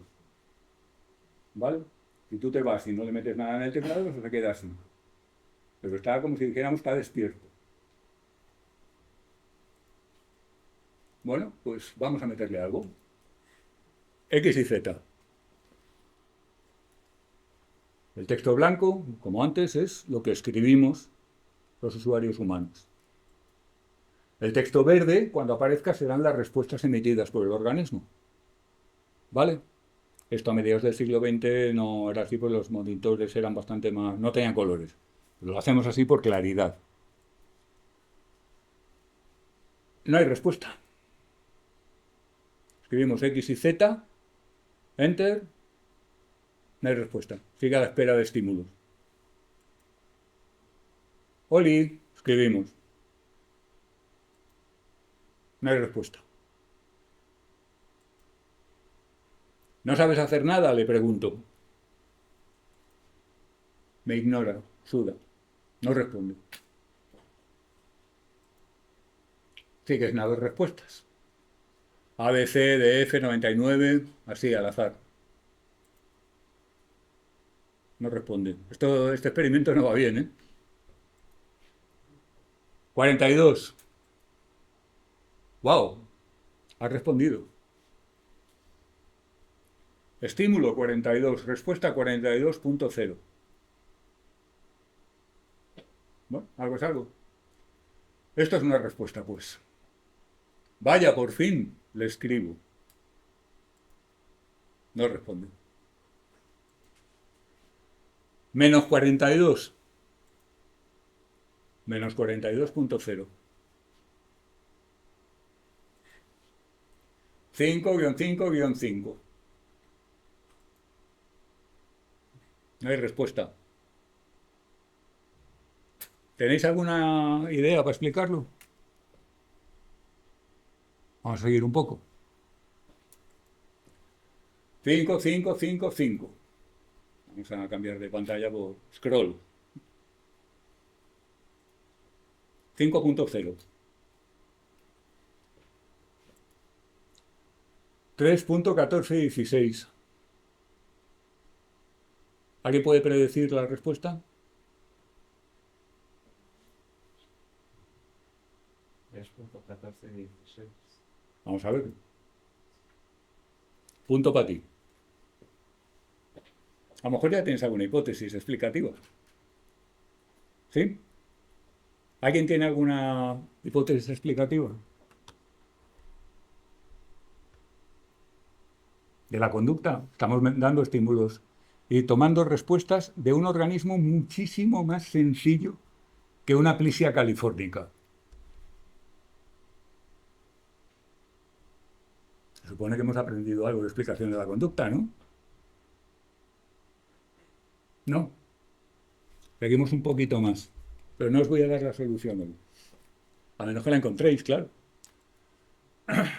Gilipollas.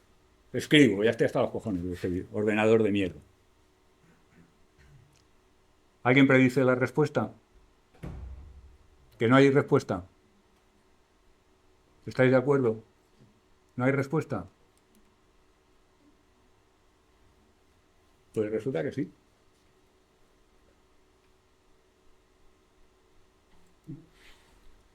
Cero, 1, 0, 1, 0, 1. Me han dicho que los ordenadores entienden los ceros y los unos. A ver si me contesta esto. Sin ser un maleducado. 0,5. Números a voleo. 7,9. ¿Alguien predice la respuesta? Venga, ánimo. Creo que va a sacar la media. ¿Qué? Creo que va a sacar la media. A sacar la media. ¿Alguien lo había pensado? ¿Estáis de acuerdo? ¿Tenéis otra opción?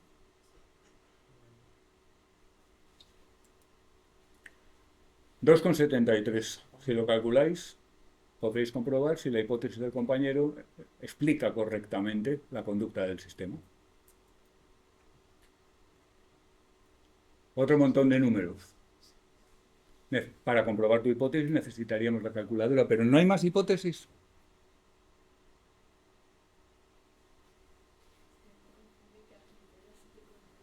¿Perdón? Creo que a mí me confunde que antes no te contesta, pero luego, o sea, luego solo responde a números, pero luego a gilipollas sí te vuelve a contestar. Muy buena. Te acaban de destrozar tu hipótesis. La media aritmética de gilipollas no es por you. Por tanto, eso no está haciendo la media aritmética. Muy bueno. Claro, es como razona un investigador. Tenemos que coger nuestras hipótesis, ponerlas a prueba y buscar las instancias falsadoras.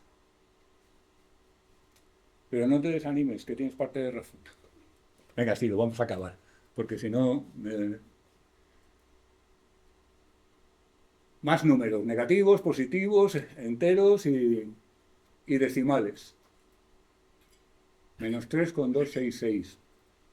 Por lo menos no ha contestado la madre que te parió o algo así. Quizás sea la media. 0,25, menos 0,25, 0,0. Cuadraría con tu hipótesis. Menos 1000, 2000, menos 3000, 4500.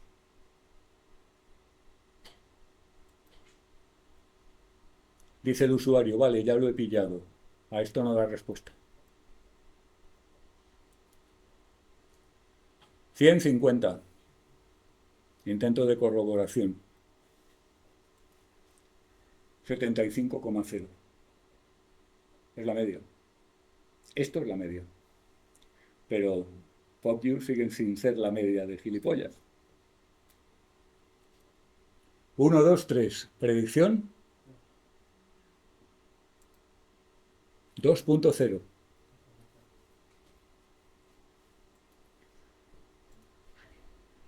El usuario escribe end. Disconnected es la respuesta. Tenemos otra anomalía como la del PopView. Otra anomalía respecto a la hipótesis que es la única que se hace. ¿Cómo explicamos esta conducta?